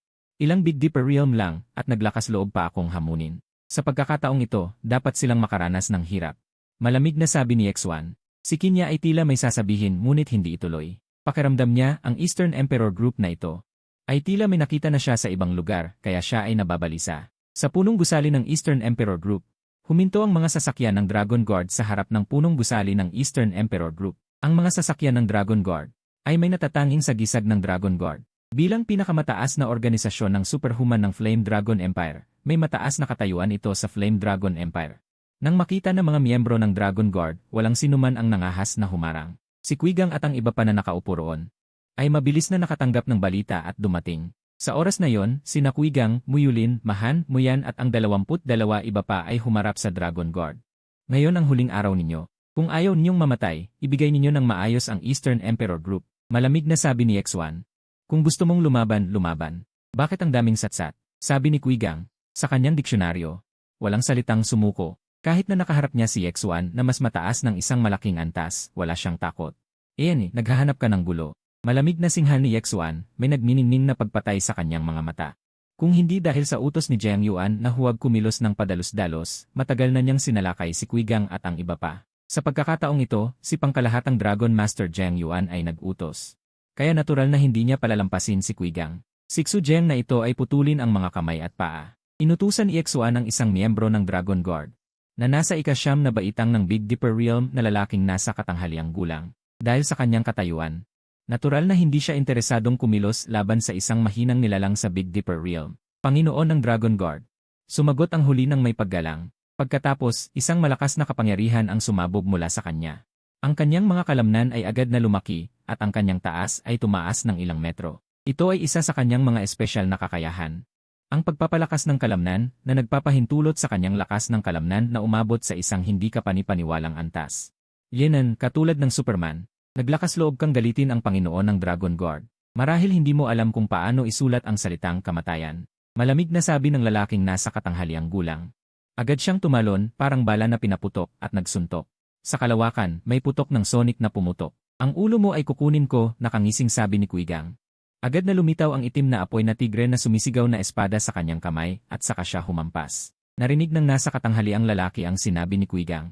Walang paggalang sa kanyang puso, dahil ang lakas ni Quigang ay nasa unang yugto ng Beidou, samantalang ang kanyang lakas ay nasa ikasyam na yugto ng Beidou. 8 yugto ang agwat. Ano ang gagamitin ni Quigang para labanan siya? Kahit may espada si Quigang, ang kanyang pagpapalakas ng kalamnan ay nagpapalakas hindi lamang ng lakas, kundi pati na rin ng tibay ng katawan. Ngayon, hindi na siya maaaring saktan ng kahit espada o baril. Sa pag-isip nito, lalong lumaki ang paghamak ng nasa katanghaliang lalaki. Ngunit sa susunod na segundo, binayaran niya ang kanyang kapabayaan. Putok! Ang hampas ni Quigang ay dumiretso, hinati ang kamao ng nasa katanghaliang lalaki mula sa harapan. Hinati ang kanyang buong braso, parang kawayan na hinati mula itaas pababa sa 2 piraso. Dumaloy ang dugo. Ang nasa katanghaliang lalaki ay sumigaw sa sakit, hindi man lang nakapagmakaawa. Itinaas na ni Quigang ang itim na apoy na tigre na sumisigaw na espada at pinutol ang kanyang ulo. Lahat ng ito ay nangyari sa isang saglit. Bukod kina Muyuling, Mahan, Muyan at iba pa, lahat ay nagulat at hindi makapaniwala sa natatanaw. At si Quigang, parang pumatay lang ng manok, ay nagpakita ng walang pakialam na ekspresyon at tumingin sa mga miyembro ng Yulong Group. Sumimangot siya at sinabing, "Sino pa? Hinahanap mo ang kamatayan," galit na sabi ni Xuan. Sa kanyang pagsasalita, isang malakas na puwersa ang sumabog mula kay Xuan. Kasabay nito, si Kinya ay nagulat at hindi makapaniwalang tumingin sa itim na apoy na tigre na sumisigaw na espada ni Quigang at biglang naalala ang 7 araw na nakalipas. Sa Tanglong Street, isa sa mga taong nakamaskara ay may hawak ding ganyang espada. Sa sandaling ito, napagtanto ni Kinya na ang mga taong ito ay ang mga nakamaskarang misteryosong tao na nanghuli ng buntot Diyos sa Tanglong Street 7 araw na nakalipas. Naaalala ang nakakatakot na figura na may itim na dragon na maskara at itim na dragon na balabal, si Kinya ay nakaramdam ng takot. Isang bagay lang ang nasa isip niya, hindi dapat galitin ang mga taong ito. Kung hindi, mamamatay lahat sila dito. Sa pag-isip nito, kinilabutan siya. Susubukan sana niyang pigilan si Xuan, ngunit mabilis na umaksyon si Xuan at sumugod kay Quigang sa labas ng pintuan ng Donghuang Group. Isang malaking labanan ang sumiklab. Laban sa isang superhuman na nasa ika-7 yugto ng Baguang Realm, si Quigang, na nasa unang yugto pa lamang ng Beidou Realm, ay natural na hindi tugma. Ngunit walang bakas ng takot sa kanyang mukha. Sa halip, siya ay tumawa ng malakas. Tingnan natin kung gaano kakagaling Yulong Shi. Sa isang iglap, nagbago si Quigang sa anyo ng itim na tigre, at isang itim na apoy ang lumitaw sa kanyang mga mata.